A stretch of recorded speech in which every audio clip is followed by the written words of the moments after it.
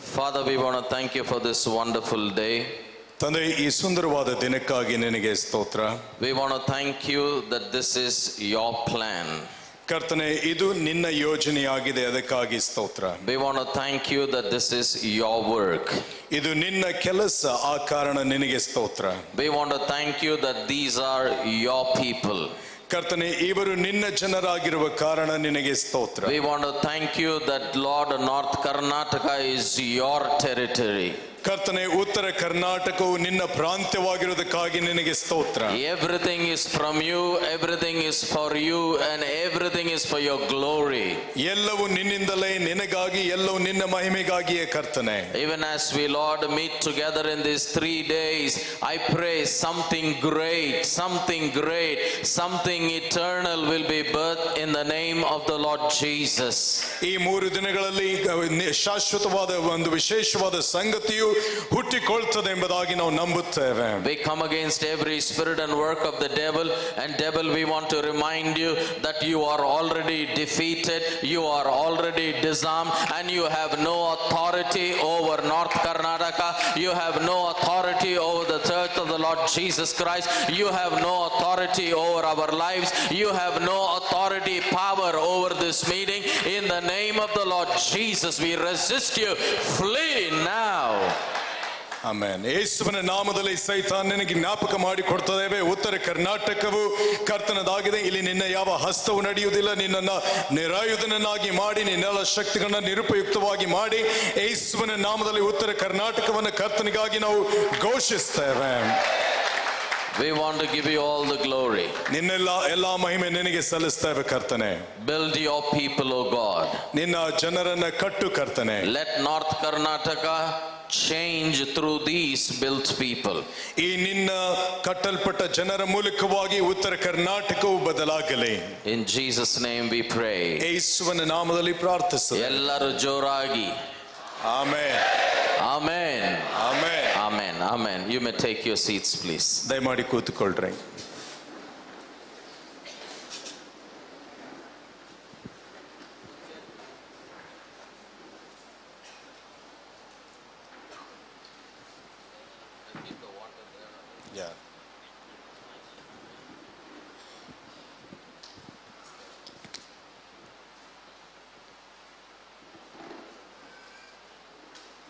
ನನ್ನ ಬಗ್ಗೆ ಜಾಸ್ತಿ ಚಿಂತೆ ಮಾಡಬೇಡ್ರಿ, ನಾನು north ಕರ್ನಾಟಕದವನೇ.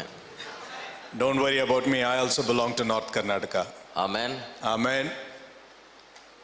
As Brother Sanju, Pastor Sanju, Evangelist Sanju was sharing, that is something that God birthed in our hearts. Pastor Sanju ಅವರು, ಇವಾಂಜಲಿಸ್ಟ್ ಸಂಜು ಅವರು, ದೇವರು ನಮ್ಮ ಹೃದಯಗಳಲ್ಲಿ ಭಾರವಾಗಿ ಹೇಗೆ ಕೊಟ್ಟನೆಂಬುದನ್ನು ಅವರು ಹೇಳ್ತಾ ಇರುವಾಗ, you know, I am from Bellary. ನಾನು ಬಳ್ಳಾರಿಯವನಾಗಿದ್ದೇನೆ. We have too many common denominators, we have too many common things between you and us. ನಮ್ಮಲ್ಲಿಯೂ ನಿಮ್ಮಲ್ಲಿಯೂ ಅನೇಕ ಸಂಗತಿಗಳು ಸಾಮಾನ್ಯವಾಗಿ ಇರ್ತವೆ. We all are part of North Karnataka. ನಾವೆಲ್ಲರೂ ಉತ್ತರ ಕರ್ನಾಟಕದ ಭಾಗವಾಗಿದ್ದೇವೆ. We all are kept here with the purpose of the Almighty God. ಸರ್ವಶಕ್ತನಾದ ದೇವರ ಉದ್ದೇಶದಿಂದಲೇ ನಾವು ಇಲ್ಲಿ ಇಡಲ್ಪಟ್ಟಿದ್ದೇವೆ. As Sanju said, you know, in the last, during the COVID time, I could not even step out of my house in Dubai. ದುಬೈನಲ್ಲಿ Covid ನಡೆಯುವಂತ ಸಂದರ್ಭಗಳಲ್ಲಿ ಮನೆಯಿಂದ ಹೊರಗೂ ಕೂಡ ನನಗೆ ಹೋಗಲಿಕ್ಕೆ ಆಗಲಿಲ್ಲ. The physical church is shut down, but the worship never shut down.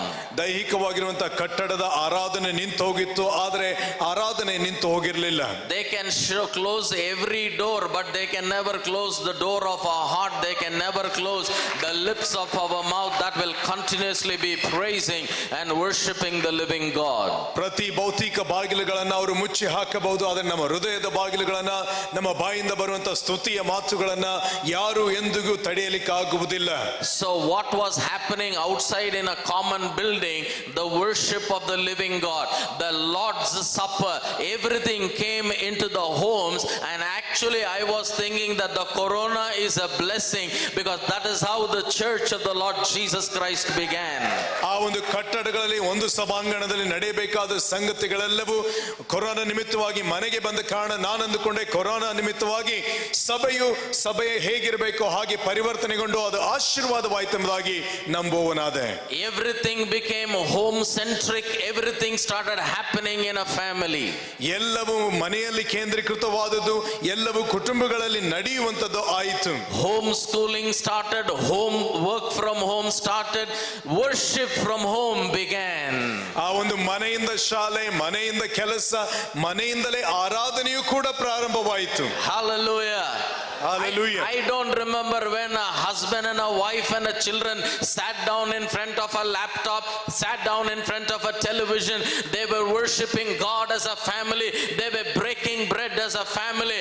And I, in my heart of heart, was saying, thanks be to the Almighty God. ಆ ಕುಟುಂಬವಾಗಿ ಲ್ಯಾಪ್ಟಾಪ್ಗಳ ಮುಂದೆ, ಟಿವಿಯ ಮುಂದೆ ಕೂತುಕೊಂಡು ಕುಟುಂಬ ಸಮೇತವಾಗಿ ಕರ್ತನನ್ನು ಆರಾಧಿಸ್ತಾ ಕರ್ತನ ಭೋಜನವನ್ನು ತೆಗೆದುಕೊಳ್ಳುವಾಗ ನಾನು ಹೇಳಿದೆ, ಕರ್ತನಿಗೆ ಸ್ತೋತ್ರ ಉಂಟಾಗಲಿ ಎಂಬುದಾಗಿ. But in the midst of all of these things, though the pandemic was a global pandemic, ಈ ಒಂದು ಎಲ್ಲಾ ಒಂದು ತೊಂದರೆ ಸಾಂಕ್ರಾಮಿಕ ಸಂಗತಿ ಲೋಕದಾದ್ಯಂತ ವಿಸ್ತರಿಸಿದಾಗಲೂ ಕೂಡ there was not a person on the planet Earth who was either directly or indirectly not affected by the virus. ಈ ಒಂದು ವೈರಸ್ನ ವೈರಾಣು ನಿಮಿತ್ತವಾಗಿ ಪ್ರಭಾವಕ್ಕೆ ಒಳಗಾಗದಂತ ವ್ಯಕ್ತಿ ಒಬ್ಬರು ಇಲ್ಲ. But as I was there sitting in my home and praying, I refused to be defeated. I refused to be kept quiet. I said, God, if the devil has stopped the ministry, if the devil is closing down the physical churches, if I am hearing the heartbreaking news of pastors leaving the ministry and going for work, out of the corona must birth something so great that the devil must repent all eternity. Why at all I came against the church of the Lord Jesus Christ? ನಾನು corona ನಿಮಿತ್ತವಾಗಿ ಉಂಟಾದ ಸಂಘರ್ಷದಲ್ಲಿ ನಾನು ಕೂತುಕೊಂಡು ಕೇಳ್ತಾ ಇದ್ದೆ, ಸ್ವಾಮಿ, ಸಭಿಕರು ಸಭಾಪಾಲಕರು ಸೇವೆಯನ್ನು ಬಿಟ್ಟು ಹೋಗ್ತಾ ಇರೋದಾದ್ರೆ, ಕುಟುಂಬಗಳಲ್ಲಿ ಸಮಸ್ಯೆಗಳು ಎದುರಾಗ್ತಾ ಇರೋದಾದ್ರೆ ನಾನು ಸೋಲನ್ನು ಒಪ್ಪಿಕೊಳ್ಳುವುದಿಲ್ಲ, ನಾನು ಸೋಲನ್ನು ಎದುರಿಸುವುದಿಲ್ಲ. ಇದರ ನಿಮಿತ್ತವಾಗಿ ನಿಜವಾದ ಕಟ್ಟಡಗಳಲ್ಲಿ ಆರಾಧನೆ ನಿಂತದ್ದೇ ಆದ್ರೆ ಶ್ರೇಷ್ಠವಾದ ಸಂಗತಿ ಈ ಕೊರೋನಾ ನಿಮಿತ್ತವೇ ಹುಟ್ಟಿಕೊಳ್ಳಬೇಕಾಗಿ ನಾನು ಕರ್ತನಿಂದ ಅಪೇಕ್ಷೆ ಪಡ್ತಾ ಇದ್ದೆ. The Bible says enemy will come against us in one way, but he will run away from us in 7 different ways. ಸತ್ಯವೇದ ಹೇಳ್ತದೆ, ವೈರಿ ನಮ್ಮ ವಿರುದ್ಧವಾಗಿ ಒಂದು ದಿಕ್ಕಿನಿಂದ ಬಂದರೆ ನಮ್ಮ ವಿರುದ್ಧವಾಗಿ 7 ದಿಕ್ಕಿನಿಂದ ಓಡಿ ಹೋಗುವನು. So when corona came, I was not looking at the way where the devil came. I was looking at the 7 places where the devil is going to run away from me. Corona ಬಂದಾಗ ಸೈತಾನನು ಎಲ್ಲಿಂದ ಬಂದ ಎಂಬುದಾಗಿ ನೋಡ್ತಾ ಇರಲಿಲ್ಲ, ಆತನು ಎಲ್ಲಿಂದ ಯಾವ 7 ದಿಕ್ಕಿನಿಂದ ಓಡಿ ಹೋಗ್ತಾನೆ ಎಂಬುದಾಗಿ ನೋಡ್ತಾ ಇದ್ದೆ. Hallelujah. Hallelujah. ಹೃದಯದಲ್ಲಿ ವಿಶ್ವಾಸ ಇರುವುದಾದ್ರೆ ಜೋರಾಗಿ ಹೇಳ್ರಿ hallelujah. Amen. And as in these times when I was praying, ಈ ಒಂದು ಸಂಕಷ್ಟ ಸಮಯಗಳಲ್ಲಿ ನಾನು ಪ್ರಾರ್ಥಿಸ್ತಾ ಇರುವಾಗ I said, Lord, I want to do something that I have never done till today. ಇಲ್ಲಿಯವರೆಗೂ ನಾನು ಮಾಡದೇ ಇರುವಂತ ಕಾರ್ಯವನ್ನು ನಾನು ಮಾಡಬೇಕಾಗಿ ಪ್ರಾರ್ಥಿಸ್ತಾ ಇದ್ದೆ. What is that? I will share a little later. ಅದೇನೆಂಬುದನ್ನ ನಂತರ ಹೇಳ್ತೇನೆ. But I want to encourage you that you, every brother, every pastor, every sister is an integral part of the plan of the Almighty God. ನಿಮ್ಮಲ್ಲಿ ಇಲ್ಲಿ ಕೂತಂತ ಪ್ರತಿಯೊಬ್ಬ ಸಹೋದರ ಸಹೋದರಿ ಕರ್ತನು ಯೋಜಿಸಿರುವಂತ ಯೋಜನೆಯ ಭಾಗವು ನೀವಾಗಿದ್ದೀರಿ. And I want to thank God for bringing me here. ನನ್ನನ್ನು ಕರ್ತನು ಇಲ್ಲಿ ತಂದದಕ್ಕಾಗಿ ಆತನಿಗೆ ಸ್ತೋತ್ರ We have ಹೇಳ್ತೇನೆ. come here as a team ನಾವು ತಂಡವಾಗಿ ಬಂದಿದ್ದೇವೆ. because this is something that God was birthing in our hearts. ಏಕೆಂದ್ರೆ ಈ ಸಂಗತಿಯನ್ನ ಕರ್ತನು ನಮ್ಮ ಹೃದಯಗಳಲ್ಲಿ ಹುಟ್ಟಿಸುತ್ತಾ ಇದ್ದನು. And 1 week before Sanju messaged and then we spoke, I was sitting there praying and saying, God, I want to do something for North Karnataka. I am a North Karnataka person. I want to do something for North Karnataka. God will speak to me what I should do. And I get Sanju's WhatsApp and call me urgently. ಅಲ್ಲಿ ಸಂಜು ನನಗೆ ಮಾತನಾಡೋದಕ್ಕೆ ಮುಂಚಿತವಾಗಿ ನಾನು ಉತ್ತರ ಕರ್ನಾಟಕದ ಭಾಗದವನಾಗಿರುವ ಕಾರಣ ನಾನು ಪ್ರಾರ್ಥನೆ ಮಾಡ್ತಾ ಇದ್ದೆ, ಸ್ವಾಮಿ, ಉತ್ತರ ಕರ್ನಾಟಕಕ್ಕಾಗಿ ನಾನು ಏನು ಮಾಡಲಿ ಅಂತ ಹೇಳುವಾಗ ಸಂಜು ಅವರು ವಾಟ್ಸ್ಆಪ್ ಮಾಡಲಿ ಮೆಸೇಜ್ ಮಾಡಿದ್ದನ್ನು ನಾನು ನೋಡಿದೆ. So if you are wondering who are the organizers of this meeting, the 4 donkeys are sitting there. ಈ ಒಂದು ಕೂಟವನ್ನು ವ್ಯವಸ್ಥೆಗೊಳಿಸಿದವರು ಯಾರು ಅಂತ ನೀವು ಅಂದುಕೊಳ್ಳೋದಾದ್ರೆ ಅಲ್ಲಿ 4 ಕತ್ತೆ ಕೂತಿವೆ. ಕತ್ತೆ ಅಂತ ಹೇಳಿ ಅವ್ರನ್ನ ಅವಮಾನ ಪಡಿಸ್ತಾ ಇಲ್ಲ. ಯೆರೂಸಲೇಮ್ ಒಳಗೆ ತಂದಿದ್ದು ಯೇಸು ಸ್ವಾಮಿನ ಕತ್ತೆನೆ. ಅವರಿಗೆ Amen. Amen. And then they contacted one more donkey from Gulbarga. ಗುಲ್ಬರ್ಗಾದಿಂದ ಇನ್ನೊಂದು ಕತ್ತೆಯನ್ನು ಅವರು ಸಂಪರ್ಕಿಸಿದ್ರು. They called an older donkey from Dubai. ದುಬೈನಿಂದ ಇನ್ನು ಹಿರಿ ಕತ್ತೆಯನ್ನ ಕರೆ ಮಾಡಿ ಕರೆದ್ರು. And then from Bellary too many donkeys have come. ಬಳ್ಳಾರಿಯಿಂದ ಅನೇಕ ಕತ್ತೆಗಳು ಬಂದವು. In the world, donkey is a derogative term. ಲೋಕದಲ್ಲಿ ಕತ್ತೆ ಅನ್ನುವಾಗ ಅವಮಾನದ ಮಾತಾಗಿರ್ತದೆ. ಯಾರಾದ್ರೂ ನಿಮ್ಮನೆ ಕತ್ತೆ ಅಂದ್ರೆ ಸಿಟ್ಟು ಬರ್ತದೆ, ಏನ್ಲೇ ಬ್ಯಾಡ್ಜಿನ ಹಿಂದೆ ಹಾಕೊಂಡು ಏನ್ಲೇ ಬ್ಯಾಡ್ಜ್ ಇದ್ರೆ ನಾವೆಲ್ಲ ಮೆಂಬರ್ಸ್ ಅಲ್ಲ. We think it is an insult. ಅದು ನಮಗೆ ಅವಮಾನ ಎಂಬುದಾಗಿ ಎಣಿಸ್ತೇವೆ. But you know, in the Bible, ಆದರೆ ಸತ್ಯವೇದದಲ್ಲಿ a donkey figured in the end time move of God. A donkey figured in the prophecy of the Bible. ಸತ್ಯವೇದದಲ್ಲಿ ಕತ್ತೆ ಅನ್ನುವಂಥದ್ದು ಚಿಹ್ನೆಯಾಗಿ ಉಪಯೋಗಿಸಲ್ಪಡುತ್ತದೆ. It was figuring in the prophecy. ಅದು ಪ್ರವಾದನೆಯ ಒಂದು ರೂಪದಲ್ಲಿ ಅದು ಇರುವಂತದ್ದಾಗಿತ್ತು. If you will read Matthew chapter 21, when Jesus Christ was entering Jerusalem. ಮತ್ತಾಯ 21ನೇ ಅಧ್ಯಾಯದಲ್ಲಿ ಯೇಸು ಸ್ವಾಮಿ ಯೆರೂಸಲೇಮಿನ ಪ್ರವೇಶಿಸುವ ಸನ್ನಿವೇಶವನ್ನು ಓದುವುದಾದರೆ, remember, he is coming in for a great work. ಆತನು ಶ್ರೇಷ್ಠ ಕಾರ್ಯಕ್ಕಾಗಿ ಆತನು ಬರ್ತಾ ಇದ್ದಾನೆ. Amen. And he tells his disciples, ತನ್ನ ಶಿಷ್ಯರಿಗೆ ಹೇಳ್ತಾನೆ, Matthew chapter 21 verse 2. ಮತ್ತಾಯ 21:2ನೇ ವಾಕ್ಯ, ಯೇಸು ಇಬ್ಬರು ಶಿಷ್ಯರನ್ನು ಕರೆದು ನಿಮ್ಮೆದುರಿಗಿರುವ ಹಳ್ಳಿಗೆ ಹೋಗಿರಿ, ಹೋದ ಕೂಡಲೇ ಅಲ್ಲಿ ಕಟ್ಟಿರುವ ಕತ್ತೆಯನ್ನು ಅದರ ಕೂಡ ಇರುವ ಮರಿಯನ್ನು ಕಾಣುವಿರಿ, ಅವುಗಳನ್ನು ಬಿಚ್ಚಿ ನನ್ನ ಹತ್ತಿರಕ್ಕೆ ಹಿಡುಕೊಂಡು ಬನ್ನಿರಿ. Verse 3. 3ನೇ ವಾಕ್ಯ, ಯಾವನಾದರೂ ನಿಮಗೆ ಏನಾದರೂ ಹೇಳಿದರೆ ಇವು ಸ್ವಾಮಿಯವರಿಗೆ ಬೇಕಾಗಿವೆ ಅನ್ನಿರಿ, ಕೂಡಲೇ ಅವುಗಳನ್ನು ಬಿಟ್ಟು ಕೊಡುವನು ಎಂದು ಹೇಳಿ ಕಳುಹಿಸಿದನು. He is talking about the donkey. The Lord needs the donkey. ಅಲ್ಲಿ ಕರ್ತನಿಗೆ ಈ ಕತ್ತೆಯ ಅವಶ್ಯಕತೆ ಇದೆ ಎಂಬುದಾಗಿ ಕತ್ತೆಯ ವಿಷಯವಾಗಿ ಕರ್ತನು ಹೇಳ್ತಾ ಇದ್ದಾನೆ. The Lord Jesus is waiting final entry into Jerusalem, but for him to enter into Jerusalem that will result in the salvation of the entire nations, he said, go bring that donkey. If somebody asks you, why are you taking, tell them the Lord needs that donkey. ಆ ಒಂದು ಸಂಪೂರ್ಣ ರಾಷ್ಟ್ರಕ್ಕೆ ರಕ್ಷಣೆಯನ್ನುಂಟು ಮಾಡುವಂತ ಸಂದೇಶವನ್ನು ಹೊತ್ತುಕೊಂಡು ರಕ್ಷಕನು ಬರುವುದಕ್ಕಾಗಿ ಉಪಯೋಗಿಸಲ್ಪಡುವ ಕತ್ತೆಯ ವಿಷಯವಾಗಿ ಕರ್ತನು ಮಾತನಾಡ್ತಾನೆ. ಆ ಕತ್ತೆ ಯಾಕೆ ಬೇಕು ಅಂತ ಯಾರಾದ್ರೂ ಕೇಳಿದ್ರೆ ಹೇಳ್ರಿ, ಅದು ಕರ್ತನಿಗೆ ಬೇಕೆಂಬುದಾಗಿ. God needs you. ಕರ್ತನಿಗೆ ನೀವು ಬೇಕು. God needs you. ಕರ್ತನಿಗೆ ನೀವು ಬೇಕು. God needs me. ಕರ್ತನಿಗೆ ನಾನು ಬೇಕು. God needs all of us. ಕರ್ತನಿಗೆ ನಾವೆಲ್ಲರೂ ಬೇಕು. Because we are living in the last days. ಏಕೆಂದರೆ ನಾವು ಕೊನೆಯ ದಿನಗಳಲ್ಲಿ ಬದುಕುತ್ತಾ ಇದ್ದೇವೆ. The last days has last signs. ಆ ಕೊನೆಯ ದಿನಗಳಲ್ಲಿ ಕೊನೆಯ ಚಿಹ್ನೆಗಳು ನಡೀತಾ ಇವೆ. The virus is a sign of the last times. ಕೊನೆಯ ಚಿಹ್ನೆಗಳ ಬಗ್ಗೆ ಸತ್ಯವೇದ ಹೇಳ್ತದೆ. Earthquakes and floods and fires are the signs of the last times. ಭೂಕಂಪಗಳು, ಒಂದು ಪ್ರವಾಹಗಳು, ವೈರಾಣುಗಳು ಕೊನೆಯ ದಿನಗಳ ಚಿಹ್ನೆಗಳಾಗಿವೆ. But there are promises of the last times. ಈ ಕೊನೆಯ ಗಳಿಗೆಗಿರುವಂತ ವಾಗ್ದಾನಗಳು ಕೂಡ ಇದೆ. And I am not looking at the signs of the end times. I am looking at the promises of the end times in the Bible. ಲೋಕಾಂತ್ಯದ ಚಿಹ್ನೆಗಳ ಬಗ್ಗೆ ನಾನು ನೋಡ್ತಾ ಇಲ್ಲ, ಆ ಒಂದು ಅಂತ್ಯದ ವಿಷಯವಾಗಿ ಹೇಳುವಂತ ಪ್ರವಾದನೆ ಅಥವಾ ವಾಗ್ದಾನಗಳನ್ನು ನಾನು ನೋಡ್ತಾ ಇದ್ದೇನೆ. Hallelujah. Hallelujah. And those promises are very great and precious. ಆ ಒಂದು ವಾಗ್ದಾನಗಳು ಶ್ರೇಷ್ಠವಾದವುಗಳು, ಅಮೂಲ್ಯವಾದವುಗಳು. Please, this is a meeting, I believe, that was conceived in the heart of God. ಈ ಒಂದು ಕೂಟ ದೇವರ ಹೃದಯದಲ್ಲಿ ರೂಪುಗೊಂಡಂತ ಕೂಟ ಎಂಬುದಾಗಿ ನಾನು ನಂಬುತ್ತೇನೆ. When they introduce me, they say pastor is from Dubai. Pastor ಅವರು ದುಬೈಯಿಂದ ಎಂಬುದಾಗಿ ಪರಿಚಯಿಸಿ ಹೇಳಿದರು. ನಾನು ಸ್ವಲ್ಪ ವರ್ಷಕ್ಕೊಂದೇ ಹೋಗಿದ್ದೆ. ನಾನು ಬೆಳೆದಿದ್ದಲ್ಲ ಬಳ್ಳಾರಿಯಲ್ಲಿ. ನಾನು ಬಳ್ಳಾರಿಯವನ್ರಿ. I just left to Dubai few years back. I was born and brought up in Ballari. ನಾನು 2 ಕಾರಣಕ್ಕೆ ಬಂದೇನು ಬೀದರ್ಗೆ. I came to be there for 2 ಕಾರಣಕ್ಕೆ. for 2 reasons. ಮೊದಲನೇ ಮುಖ್ಯವಾದ ವಿಷಯ ವಾಕ್ಯ ಹೇಳಲು. The first and the foremost important thing is to preach the gospel. ಎರಡನೇ ವಿಷಯ ಯಾರೋ ಹೇಳಿದ್ರು, ಅಣ್ಣ ಬೀದರ್ ಅವ್ರಿಗೆ ಬಿರಿಯಾನಿ ಬೆಳಿಗ್ಗೆ ಕೊಡ್ತಾರಣ್ಣ ಅಂದ್ರೆ ಬರ್ತೀನಪ್ಪ ಅಂದ್ಬಿಟ್ಟೆ ನಾನು. And somebody said Bidar people love to eat biryani early in the morning. I said I'll definitely come. Amen. Amen. So ಎರಡು ಕಾರಣ ಚೆನ್ನಾಗಿ ಆಗ್ತೈತೆ, ನನಗೆ ದೇವರ ಮೇಲೆ ನಂಬಿಕೆ ಇದೆ. I said to both the reasons are very good. I'll definitely come. Amen. Amen. But these 3 days, ಆದ್ರೆ ಈ 3 ದಿನಗಳಲ್ಲಿ sit together. ಒಟ್ಟಾಗಿ ಕೂತುಕೊಳ್ಳೋಣ. It is not your life alone is going to change. The entire Christian history of North Karnataka shall change. ನಿಮ್ಮ ಜೀವಿತ ಅಷ್ಟೇ ಅಲ್ಲ, ಉತ್ತರ ಕರ್ನಾಟಕದ ಸಂಪೂರ್ಣ ಕ್ರೈಸ್ತ ಇತಿಹಾಸ ಬದಲಾಗಲಿಕ್ಕಿದೆ. I have not even given 1 rupee for this meeting. Please ಯಾರು ತಪ್ಪಾರ್ಥ ಮಾಡ್ಕೋಬೇಡ್ರಿ. ಇವರ ಒಂದು ವಿಶ್ವಾಸ, ಇವರ ಒಂದು ಪ್ರಯತ್ನ, ಇವರ ಒಂದು ಪ್ರಾರ್ಥನೆ ಉತ್ತರವಾಗಿ ಇದು ಆಗಿದೆ ಅಷ್ಟೇ. ದೇವರಿಗೆ ಸ್ತೋತ್ರವಾಗ್ಲಿ. ಈ ಕೂಟಕ್ಕಾಗಿ I have not spent even a single pie. These kids have put their money and they have trusted in the Lord. ಅವರ ವಿಶ್ವಾಸದ ನಿಮಿತ್ತವಾಗಿ ಈ ಕೂಟ ಏರ್ಪಟ್ಟಿದೆ. As much as I thank God for all of you, I thank God for them.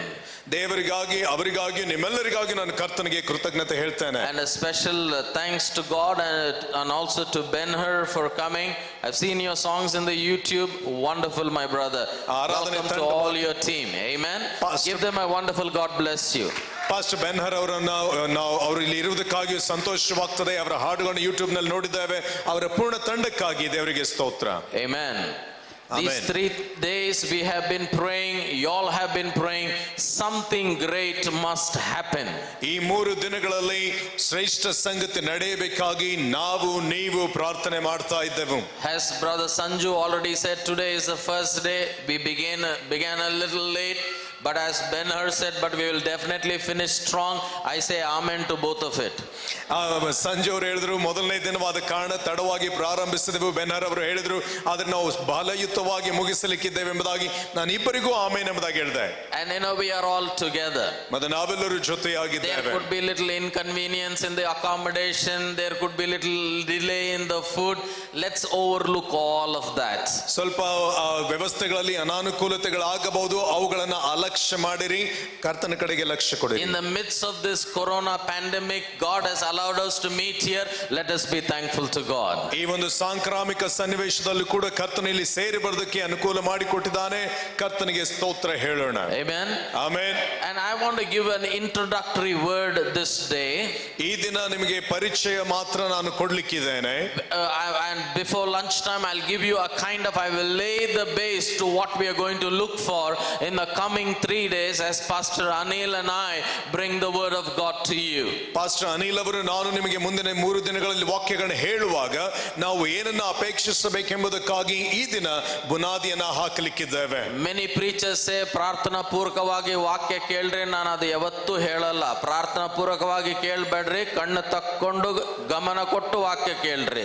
Many preachers say listen to the word of God prayerfully. I would never encourage that and say listen prayerfully, but I would say keep your eyes open and listen to the word of God. ಯಾಕಂದ್ರೆ ಕೆಲವು ಸಭಾಪಾಲಕರು 12 ಗಂಟೆಗೆ ಒಂದು single tea ಹೋಗಿಲ್ಲ ಅಂದ್ರೆ ಕಣ್ಣು ಮುಚ್ಚಿಬಿಡ್ತದೆ.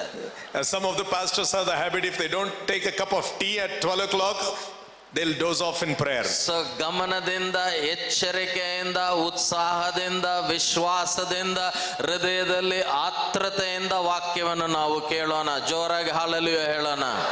Hallelujah. With all your senses wide open and keep all your senses active and listen to the word of God. When the global pandemic hit the world, ವಿಶ್ವದಾದ್ಯಂತ ಈ ಒಂದು ಸಾಂಕ್ರಾಮಿಕ ಒಂದು ರೋಗ ಬಂದಾಗ, this was never like before in our known history. ನಮಗೆ ತಿಳಿದ ಇತಿಹಾಸದಲ್ಲಿ ಇಂಥ ಸನ್ನಿವೇಶ ಹಿಂದೆಂದೂ ಆಗಿರಲೇ ಇಲ್ಲ.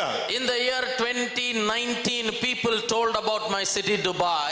ನನ್ನ ಪಟ್ಟಣದ ವಿಷಯವಾಗಿ 2019ರಲ್ಲಿ ಜನರು ಹೀಗೆ ಹೇಳಿದರು. That technology was going so fast forward. ಅಲ್ಲಿರುವಂತಹ ತಂತ್ರಜ್ಞಾನ ಇಷ್ಟು ಅತ್ಯಾಧುನಿಕವಾಗಿ ಬೆಳೀತಾ ಇದೆ. They said by 2020 we will have flying cars in Dubai. ಅವರು ಹೇಳಿದ್ರು 2020 ಬರುವಷ್ಟರಲ್ಲಿ ದುಬೈನಲ್ಲಿ ಹಾರುವ ಕಾರುಗಳಿರ್ತವೆ ಎಂಬುದಾಗಿ. And everything was getting ready for that. ಅದಕ್ಕಾಗಿ ಎಲ್ಲವೂ ಸಿದ್ಧವಾಗಿತ್ತು. But when 2020 came, ಆದರೆ 2020 ಬಂದಾಗ we all started 2020 with great hope, great faith and great joy. ನಾವೆಲ್ಲರೂ 2020ನ ಪ್ರಾರಂಭಿಸುವಾಗ ಶ್ರೇಷ್ಠ ನಿರೀಕ್ಷೆ, ಸಂತೋಷ, ಉತ್ಸಾಹದೊಂದಿಗೆ ಪ್ರಾರಂಭಿಸಿದೆವು. I'm sure all of you pastors who preached the New Year message with anointing, you preached the prophecy, and many of you prophesied 2020 will be year of breakthrough, 2020 will be year of fruitfulness. Whatever the word of God gave you, you preached with all your heart. ಸಭಾಪಾಲಕರು ಆ ಹೊಸ ವರ್ಷದ ಸಂದೇಶದಲ್ಲಿ ಪ್ರವಾದನಯುಕ್ತವಾಗಿ ಈ ವರ್ಷ ಆಶೀರ್ವಾದಕರವಾಗಿರ್ತದೆ, ಸಂತೋಷದಿಂದ ತುಂಬಿರ್ತದೆ ಎಂಬುದಾಗಿ ಕರ್ತನು ಕೊಟ್ಟದೆಲ್ಲವನ್ನ ಅಭಿಷೇಕದೊಂದಿಗೆ ಪ್ರಸಂಗ ಮಾಡಿದ್ರಿ. The world was looking for a prosperous 2020. We, the church of the Lord Jesus Christ, were looking for greater blessings to come, greater ministry to happen in the year 2020. ಲೋಕವು 2020ರಲ್ಲಿ ಬಹಳ ಸಮೃದ್ಧಿಯನ್ನ ಅಭಿವೃದ್ಧಿನ ಅಪೇಕ್ಷಿಸ್ತಾ ಇತ್ತು. ಸಭೆಯಾಗಿ ನಾವು ಕೂಡ ಕರ್ತನಿಂದ ಶ್ರೇಷ್ಠ ಆಶೀರ್ವಾದಗಳನ್ನ ಅಪೇಕ್ಷೆ ಮಾಡ್ತಾ ಇದ್ದೇವೆ. But let us be real today. ಆದ್ರೆ ನಿಜವಾಗಿ ನೋಡುವುದಾದ್ರೆ From all of a sudden the coronavirus came. ಆಕಸ್ಮಿಕವಾಗಿ ಕೊರೋನಾ ವೈರಸ್ ಬಂದಿತ್ತು. February, March it began. March ಅಂತ್ಯದಲ್ಲಿ And as it began everywhere, ಅಲ್ಲಿ ಎಲ್ಲ ಕಡೆಗೂ ಪ್ರಾರಂಭವಾದಂತೆ it started spreading into nation after nation. ಅದು ರಾಷ್ಟ್ರಗಳಿಂದ ರಾಷ್ಟ್ರಗಳಿಗೆ ಹರಡುತ್ತಾ ಹೋಯಿತು. Lakhs and lakhs of people started getting infected. ಲಕ್ಷಾಂತರ ಜನರು ಅದಕ್ಕೆ ಸೋಂಕಿತರಾದರು. Thousands of people started dying after the pandemic. ಸಾವಿರಾರು ಜನರು ಆ ರೋಗದಿಂದ ಸಾಯಲಿಕ್ಕೆ Hundreds ಪ್ರಾರಂಭಿಸಿದರು. and thousands of people lost their jobs and businesses closed down. ನೂರಾರು ಸಾವಿರಾರು ಜನರು ಉದ್ಯೋಗ ಕಳೆದುಕೊಂಡು ವ್ಯಾಪಾರಗಳು ನಿಂತು ಹೋದವು. And the curfew came.